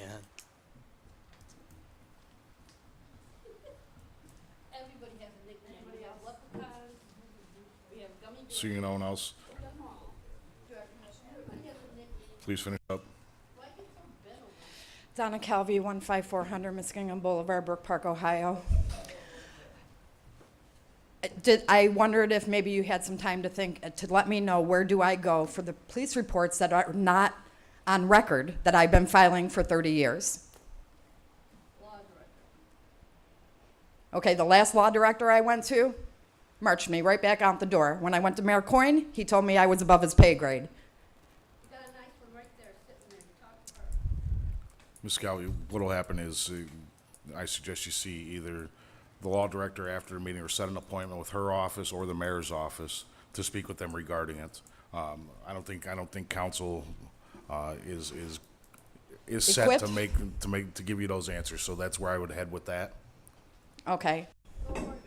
The other thing is, you know, we could bring all the businesses in that we want to the city, but the problem when we're giving Harley Davidson $30,000 tax breaks is coming back at the residents. So actually bringing companies in so that they can, you know, flourish in our city is not going to happen as long as you are so friendly with businesses that you're giving them huge tax breaks. Thank you very much. Have a nice night. Thank you. Seeing no one else, we're going to move on to letter M. Introduction of ordinances and resolutions at their first reading. We have 2. The first one is resolution number 20-2018, urging all residents to shop in the city of Brook Park during Shop in Brook Park month during the month of July and declaring an emergency, introduced by Councilman Mancini, council as a whole, and Mayor Gamella. Move to suspend. Support. Support. Motion to suspend, properly supported. Discussion? Seeing none, Michelle, please call the roll on suspension. Mancini, Yes. Bergia, Yes. Scott, Yes. Orcutt, Yes. Stem, Yes. Poindexter, Yes. Salvatore, Yes. Suspension is approved. Move to adopt. Support. Support. Motion to adopt, properly supported. Michelle, please call the roll on adoption. Mancini, Yes. Scott, Yes. Bergia, Yes. Orcutt, Yes. Stem, Yes. Poindexter, Yes. Salvatore. Yes. Resolution number 20-2018 has been adopted. Item number 2, ordinance number 11,027-2018, authorizing the mayor to enter into a contract for the sale of plus or minus 3.303 acres of land located at 16400 and 16500 Brook Park Road, permit parcel numbers 344-30-008 and 344-30-009, and declaring an emergency, introduced by Mayor Gamella and Councilman Mancini. Mr. Scott? Is it possible to have the Economic Development Director come to the podium for a couple questions? Excuse me, council, if anybody has their cell phone on, please turn it off. Okay, thank you. Whoever the residents were, thank you. I'm sorry, you would like to have the Economic Development Director come to the podium? I'll accept the motion to do so. I'll support. No, somebody's gonna have to make that motion. You know, put it in the form of a motion, Mr. Scott. Motion to have Economic Development Director Scott Adams come to the podium to Support. answer some questions. Motion to have the Economic Development Director speak from the podium, properly supported. Michelle, please call the roll. Scott, Yes. Poindexter, Yes. Salvatore, Yes. Mancini, Yes. Dem, Yes. Orcutt, Yes. Bergia. Yes. Motion is approved. Good evening, Thank you, Council. Mr. Adams. Scott Adams, 6161 Engle Road, Brook Park, Ohio, Economic Development Commissioner, City of Brook Park. Thank you. Mr. Scott? Yeah, real quick question. Scott, do we have a contract on this property yet, or are we still with the letter of intent only? Councilman, the letter of intent started the ball rolling, and the ordinance allows the mayor to enter into contract. Okay. Question number 2, if you don't mind. Has there been any discussion about the right of first purchase if something happens where they don't follow through? Yes, that'll be in the sales contract, and it will be completed and filed immediately after the transaction takes place as far as filing the deeds. So right of the first refusal will be in the chain of title following the transfer, approximately 1 minute behind it. There's no way to have it in? It'll be in the sales contract, Will be. and it'll also be filed as a separate notarized document, which is enforceable in court. Is there any way to put it in the ordinance? You could put that it's required in the ordinance if you would like. Whereas council, just an idea, whereas council requests a letter of first right of refusal to be part and parcel of the sales contract, thereby, something along that line, just to give you an idea of what your verbiage would be. Okay. That's all I got for right now. Mr. Orcutt? Well, thank you very much, Mr. Chairman. Then that's something that we could probably just amend this evening and add to it. Yes. Is it- And then through the chair to the law director, is that something that would be pretty simple to add in there? If we amended that we could add that first refusal? Through the chair to Councilman Orcutt, yes, you could propose that amendment tonight, and if it passes, then the legislation would be amended by the law department and then sent back over to the clerk. Well, I'm one that, I feel that, we all feel that this business is a good business, and I think it's something that probably does have the votes to come here in the city. It's just something I think that's very important that we as a council, we add to this ordinance. I think this needs to be amended before we vote on this and push this through. That's all I have, Mr. Chairman, at this time. Thank you, Mr. Orcutt. Councilman Salvatore? Thank you, Mr. Chairman. I'm not totally convinced that we're doing the right thing, accepting this particular proposal. I am, however, very much impressed with the business that wants to come into Brook Park, and I would really love to have them here. I personally would, if their concerns are that the contract, to make some adjustments and modifications to a letter of intent, which really carries no weight anyway, I think that the best way to handle it would be to have the contract come back to council and have that contract approved once it's put into a written form. That's probably not going to change my opinion, but it certainly does change the process to make it more palatable, that if there are some concerns, that they're taken care of prior to the vote and the execution of the sale. And as one councilman, I would recommend that we don't just arbitrarily authorize the sale of the property and enter into a contract if you're not comfortable with the terms. I think you should take a look at the terms, and the first right of refusal, I think, is important, but most importantly, it's for the vacant land itself. It's not for after he starts the project. It's before. In other words, if there's a delay that goes beyond a specific amount of time, then the property should revert back to the city for the net dollars that the city would be receiving, and not the sale price. So those are just some concerns that I may have, that I would hope that the mayor would consider it, and that council would consider it, and most importantly, that the buyer would consider it, because I do realize that they're a terrific company. As one councilman, I look at economic development, and I look at it like almost like a game show host when you're out there acting as the representative for our city. And the most important thing is to match a person. It's like a match game. You match a company with the right parcel in the right zone so that they may complement other businesses within that zone so that it's a win-win for everybody. And then obviously the second one would be the price is right. And that would be, the price should be right. It should be palatable for everybody. It should be enough money for the parcel, or the income generated from the income tax should be enough to make it so it's impossible to say no. I know that if the income from city income tax was $300,000, $400,000, $500,000 a year, I'd be on that white horse running down Smith Road saying, we gotta do this. We can't not look at this. We've gotta move forward. Even if we were donating the property to make that happen, that would be a good thing, because we're gonna get our money back instantly, and we're gonna have a great future based on that particular amount of income. And unfortunately, I hope it doesn't end up being the family feud game here, because I don't think we should be arguing over it. I think that's what's nice about having 7 members of council. 4 people get to say yes, and 5 can say yes, or all 7 can say yes, and we can move forward.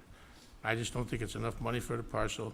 I still haven't received the amount of money that's going to be generated from the income tax yet. I know there were some numbers tossed around. I know, Scott, you were kind enough to share some numbers, but I haven't gotten the finalized number. What's it going to bring to the city of Brook Park on an annual basis? So I would really like to have that.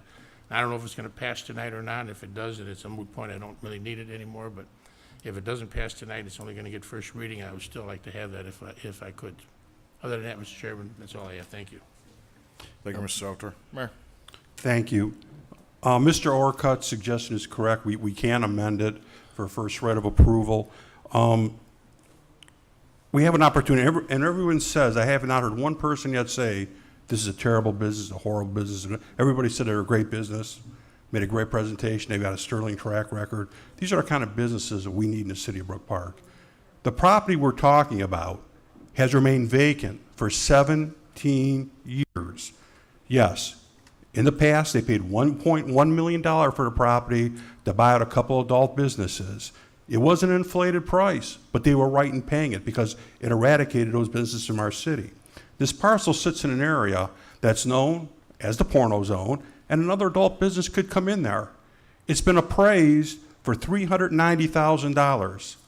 We're getting $405,000 for it, plus a $2.1 million improvement.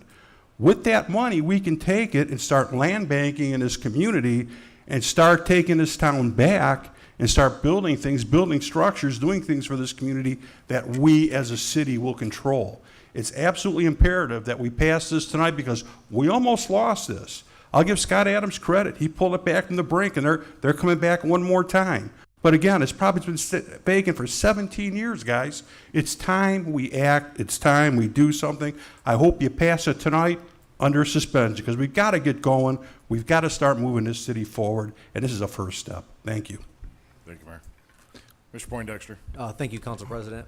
I sat here and watched their presentation, and I've seen all the documentation that we've been provided from our Economic Development Commissioner, and all of the things I've seen and all the things I read, nothing leads me to believe that this company wants to wait to build anything. It seems to me like they're eager to build, and they're looking forward to building in this community, and I'm eager to have them here. I support making the amendment tonight, and I'd like to get this going forward. That's all I have. Thank you. Council, I would suggest if you're going to do that, to make the amendment, somebody put in a form of a motion, if that's what your intent is. Mr. Chairman, if I may add, to answer Councilman Salvatore's questions, Rick, I too agree with you. I'd like to see it locked up as tight as a drum, that if they don't develop it, that we get a first right of refusal to purchase it back before anybody else comes along, namely perhaps an adult entertainment business. This plan, using this first right of refusal, will be in what is known as a chain of title. It'll follow the deed, and it very much is enforceable in court. It's stronger than any handshake could ever be. So what that would do, if they were to go to sell it again in the future, try to bypass that right of refusal when they try to do a transfer, what would occur is the title agent would see that, report it to the seller, to the buyer, to the agents involved, and the city would have to be contacted. Because if they didn't contact the city and the city either exercised the right of first refusal and purchased it, or they decided not to do it, they still would have to file a release. Without that release, that property won't transfer ever again. It's that strong. And I stake my 17 years in the title industry on that. So I hope that evades some of, or sets aside some of your fears, Councilman, and they're great fears. And I totally agree with you. As far as the company, we've all met them. I've had the honor of dealing with these men. They're very honorable men. Even in dispute, they come with their A game. I think they're going to do nothing but bring positives to this community. As the mayor pointed out, it's a seed that will grow and grow and grow on Brook Park Road. It'll begin to help attract other businesses. And I hope council will consider this tonight. And as far as your amendment, you would simply say, whereas the city will have a first right of refusal, first right of repurchase refusal document drafted and placed in title. That would be language, I think, would be along that line, Madam Law Director. So that's all I have, Mr. Chairman. Thank you, Mr. Adams. Mr. Mancini. So that would be, well, Scott, could I ask real quick before we go? The final purchase price would be that 383, No, that's what the city would clear. okay?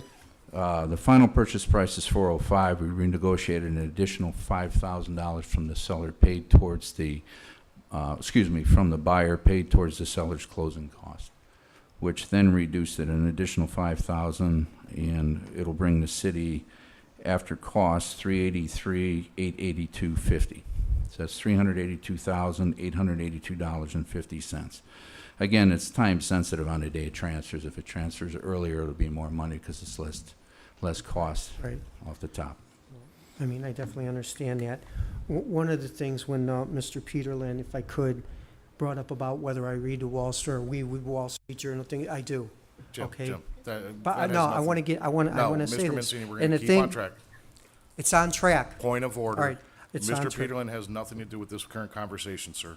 I'm done with him. I'm talking about me now.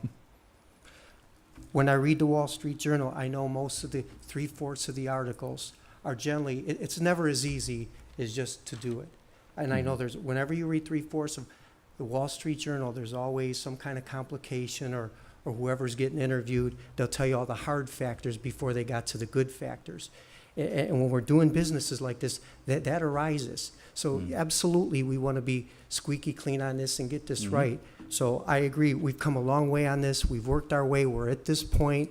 I believe it's time to move on, make the amendment, and time to move on. And I appreciate your work, Mr. Adams, on this. Thank you, Mr. Council. Chairman. Thank you, Mr. Mancini.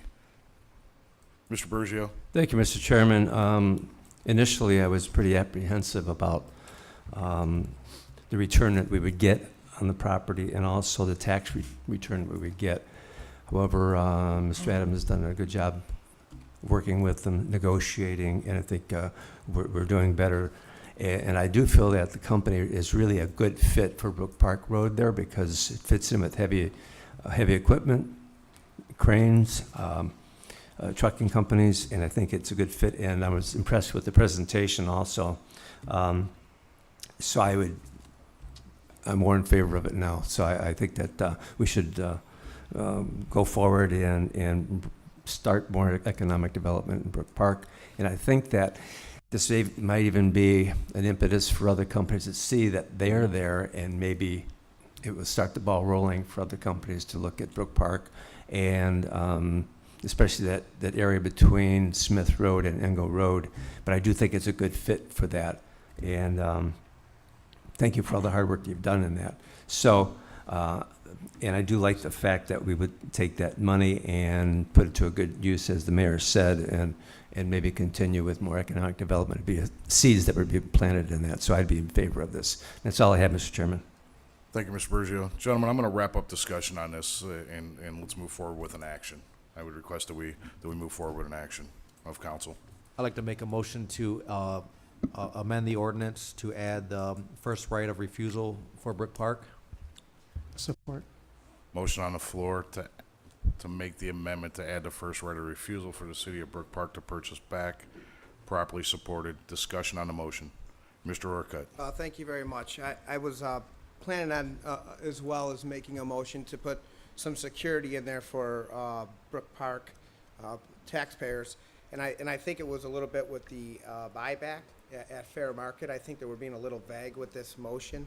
I think that we need to add in there that that Brook Park has the first right of refusal. I just jotted this down through our notes that I made here. The first right of refusal of purchase of the property back at fair market value. I just thought we needed to add some of those things in there to make it where somebody can't purchase it, sell it back to us in a year, and inflate it. Mr. Chairman. That's all I have, Mr. Chairman. Pretty sure that's Thank all you, the Mr. members Orcutt. Sorry. Mr. Salvatore. Thank you, Mr. Chairman. I would just like to recommend that the law director prepare the language, because fair market value a year from now could be a lot more than the 400,000 or the 383,000 that we're going to net. So fair market value could be 600,000 or 800,000. That would be the price. So we'd be buying something. What we're trying to accomplish, in my opinion, and that's only my opinion, is that if he does not perform, and we've been there before, if he does not perform, if he doesn't start construction, and I hope he does, if that's the case, God bless him, I hope he does well. But if he doesn't, then the property should revert back to the city of Brook Park automatically for the price that the city received. If we get into a fair market value, we're gonna be getting into appraisals, we're gonna have to pay for it, and we'll probably end up in court arguing over the price. So I think that should all be agreed upon in your amendment, and I think the law director should prepare that amendment so that we don't end up passing something that puts us in a position that we may be arguing over it in a courtroom a year from now. That's my opinion. Thank you. Thank you, Mr. Salvatore. All right, gentlemen, is it discussion on the motion? If not, let's move forward. I could rescind it. If- Council wants to add Councilman Orcutt's amendment also. If council, if you want to rescind your motion and the second be rescinded, Mr. Orcutt state his motion, it's fine, please do so. I'll rescind my second motion. I think it's, the amendment's good the way it is, just first right of refusal. I mean, fair market value is, in my opinion, assumed at that point. If they don't develop the land, it should be assumed at that point. Mr. Chairman, if I may. Yeah, we're on this. First of all, we've got a rescindance of a second, and so we don't have a rescindance of a motion. So we're staying currently on that motion. Back to the discussion on the motion, Mr. Salvatore. Thank you. If I may, Mr. Chairman, through the chair to the law director. Madam Law Director, the amendment as proposed, does it provide the utmost of protection for the city of Brook Park based on the value that it's going to be sold at and based on the time frame of doing the construction of a project? Through the chair to Councilman Salvatore, I think there's some confusion surrounding what it is that we want to achieve, and I would divide it into two separate issues. First, if the buyer doesn't move forward and there is no construction, then you would desire to get the property back and have that first right of refusal. That's certainly something that we would want to have to protect the city. I know we have had instances in the past where we had wished that we had that in contracts, and that would have been very good had we had it. But there is another issue also for the future. Let's say 5 years from now, this property comes back up for sale. Then the question is, does the city at the end of that 5-year period want to have the first right to purchase that property? And if so, what would be the purchase price?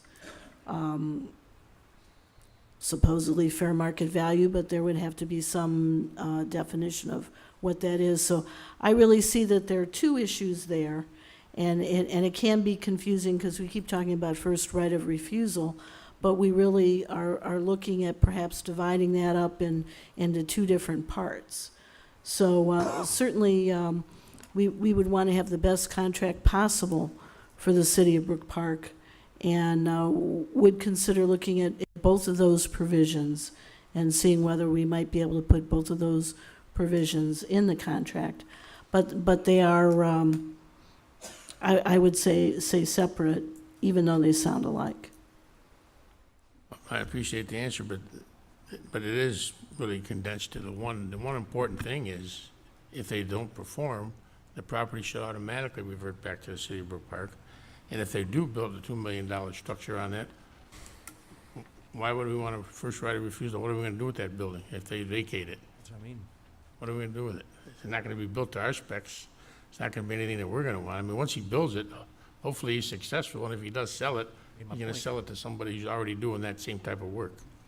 So I think the protection that's most important is that they fulfill their obligation of moving forward on the project. That's my opinion. Through the chair to Councilman Salvatore, I would agree. Obviously, we want a building. Our intention in selling it is that there be a business established there. But I only point out the confusion between the two issues, and if council's desire is to look at the first right of refusal in conjunction with the construction moving forward and the building being built, that's certainly one amendment. If they were looking at something later on down the road, that would be a second amendment or something that could possibly be put in the contract. But I agree that it would be very good for the city if we did have that initial first right of refusal. Well, as another suggestion, and possibly if you could put that language together, and if you can't get it accomplished tonight, then to give this ordinance first reading and get that ready for the next council meeting so that the proper language can be placed in this legislation. Thank you. Discussion still on the motion. Mr. Stem. Thank you, Council President. Through the chair to the law director, Councilman Orcutt's proposal of fair market value, wouldn't that cover both ends of the spectrum with if the buyer did not develop and if they did develop? Obviously, if they don't, we're in the same position, but if they spent $1.2 million, obviously the initial purchase would not, that cost wouldn't be in play. So wouldn't his fair market value amendment cover both? Through the chair to Councilman Stem, I think within a short period of time, we would know whether construction is going to start, and we might look at that situation as more a rescission of the contract, where we're going to put the parties back in the same position that they were before. There may be some sort of negotiated amount for the rescission, which may not be fair market value, but may be based upon the contract that we enter into. Later on down the road, I cannot imagine if we did have a first right of refusal to purchase this property, why the buyer would agree to something less than fair market value. I mean, they may be there 10 years and then go to sell it. The property may appreciate greatly. By the same token, it could depreciate also. And so there'd have to be some sort of fair mechanism that the parties would agree on. So I'd be happy to draft whatever would seem appropriate, and would be thankful for any input that council or the administration or the Economic Development Department may have. But I see it as two issues, both of concern. Certainly don't want to sell a property and find out that we just have an empty lot.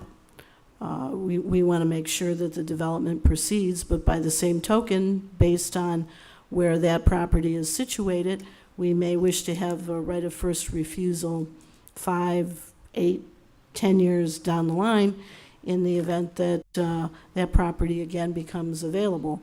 It doesn't mean we have to buy it. Sure. But nonetheless, we might want to take that opportunity or that option. And if we do, we would have to be fair about whatever the price may or may not be. Thank you, and I'd be comfortable with that expiration, 5 to 8 years. Thank you. Thank you. Thank you, Councilman Stem. Mr. Poindexter. Thank you, Council President. After hearing all that, I think we're just making the amendment to add in the first right of refusal. I think that puts us right where we want to be. I mean, we're protected if they don't develop the land. We're protected if they do develop the land. We have the right to refuse. I don't foresee a instance where we would want to buy it back after they bought the building. I mean, unless we were getting a sweetheart deal. I don't see the city budget having room for a $2 million improvement plus the $405,000 for the land. You never know what the future holds, but I think just adding the first right of refusal should put everybody's concerns to rest, and let's move forward. I got the motion on the floor. Thank you, Councilman Poindexter. Motion on the floor is to amend. The second was retracted. So there is a motion. Motion dies for a lack of second. Gotta be kidding me. Mr. Orcutt. Thank you very much, Mr. Chairman. I would support the law department preparing and making changes to this ordinance that would have the two stipulations we were talking in there. And I even believe on May 15th, the mayor, and I agreed with the mayor when he was talking to Mr. Robertson about putting in a stipulation if they do not build. So I think to have those two entities probably would protect us the most. And I would support those things being added to this ordinance. And I also would support a special meeting to help this get through if that's what you guys would like to do. I'm available every day this week and next week if that's what it takes. That's all I had, Mr. Chairman. Thank you, Mr. Orcutt. Mr. Stem. No, I just want to let council know I'm also available for any special meetings the remainder of the week. Mr. Scott. Yes, through the chair to the law director. How quickly could you turn the wording to put it into to make it beneficial for both us and the buyers? I would first ask the council president. Our next meeting would be next month. We could call for a special meeting. Yes, our next meeting will be July 10th for the meeting of council with the changes tonight. Okay, thank you. I certainly would like to have it done and turned around within a week, but I would note that while these are things that we would want in a contract, we have another party that we have to deal with too, and there should be some give and take. We certainly should inform them of our thought process and make sure that they're in accord with it. Drafting contracts can be somewhat expensive, certainly for the buyer. They would want to make sure that they'd have a meeting of the minds before they incurred any legal expense. So safely say maybe 7 to 10 days would be the answer to that. Mr. Chairman, I understand it's council, but if council would look at section 1, that's where all that deliberation can take place. There's actually no reason to amend this ordinance. What it does is it allows the mayor to negotiate, and those negotiations will be placed on the table. And at that point, the buyer could agree to it or not. If they don't agree to it, the sales contract doesn't go forward. This ordinance only allows him to enter into negotiations.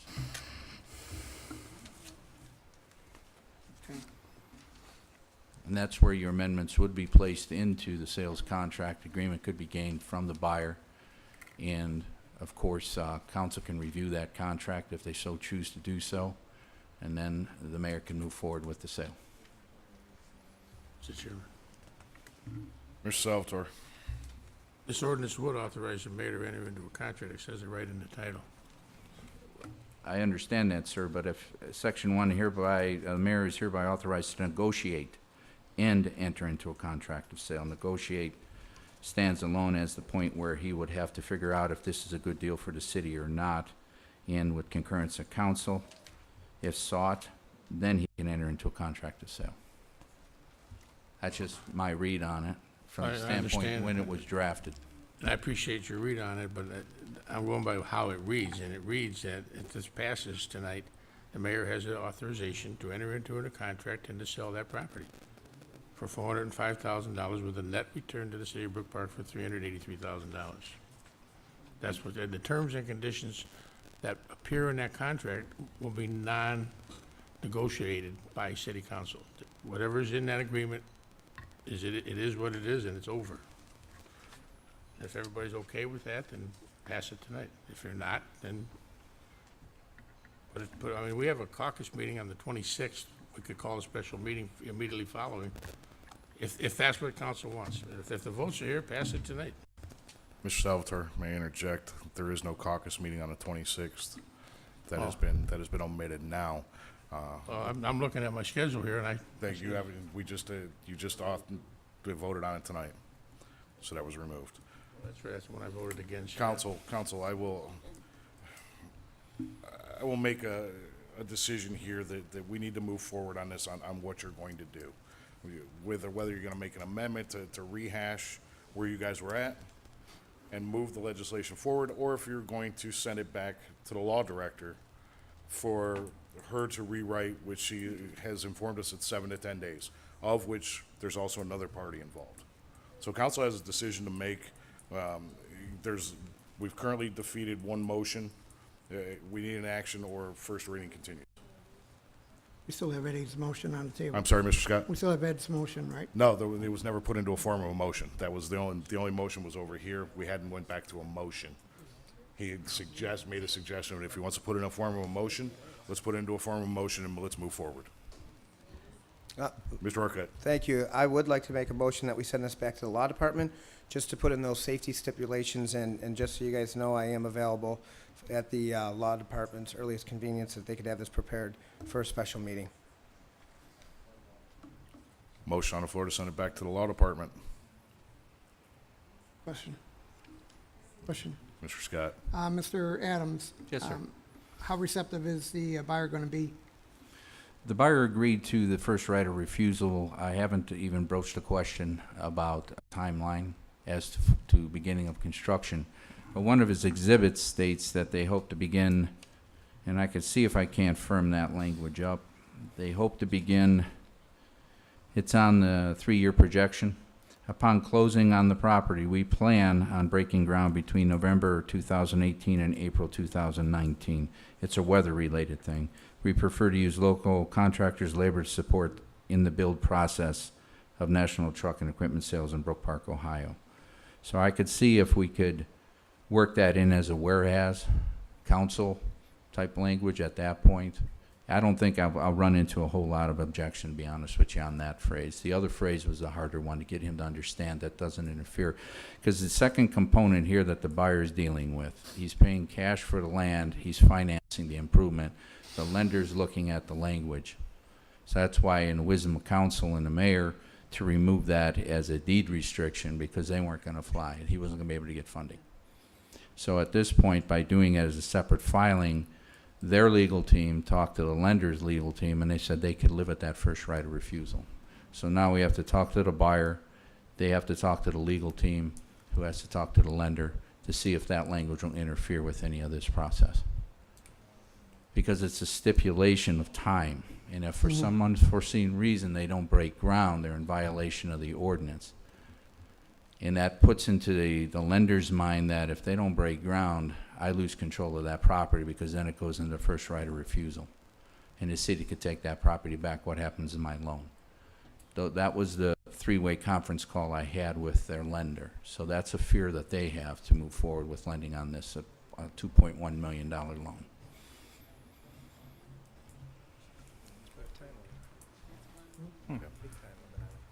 Thank you, Mr. Adams. All right, gentlemen, with the motion that is there, the motion would have to be to either commit or refer this to committee. At that point, you would have to send it back into a committee, which would be the finance committee, which then takes another legislative action to pull it out, which in turn is sending it back to the law director. Okay. Same way. I'm gonna keep the same motion that I have that's on the floor right now, that we send it back to the law department. Okay, so the form of your motion would have to be to refer this to committee or to commit to committee. There's no motion to send it to the law department. We have to put it back to a committee and then send it over for rework. Council point of information, Chairman, could you not place it on first reading tonight? I'm sorry? Could it not go on first reading and then an amendment can take place on second reading? It could, and that's where we had started at, sir, yes. Right, Yes. just a point. And council has now Just made point it. of information. Yes. Motion had first reading. I'll have to rescind what I had then. Correct, there's a motion I'll already on the rescind floor. my motion. All right. Support. Mr. Orcutt has rescinded his motion. Mr. Scott, would you restate your motion? Make motion is first reading. Support.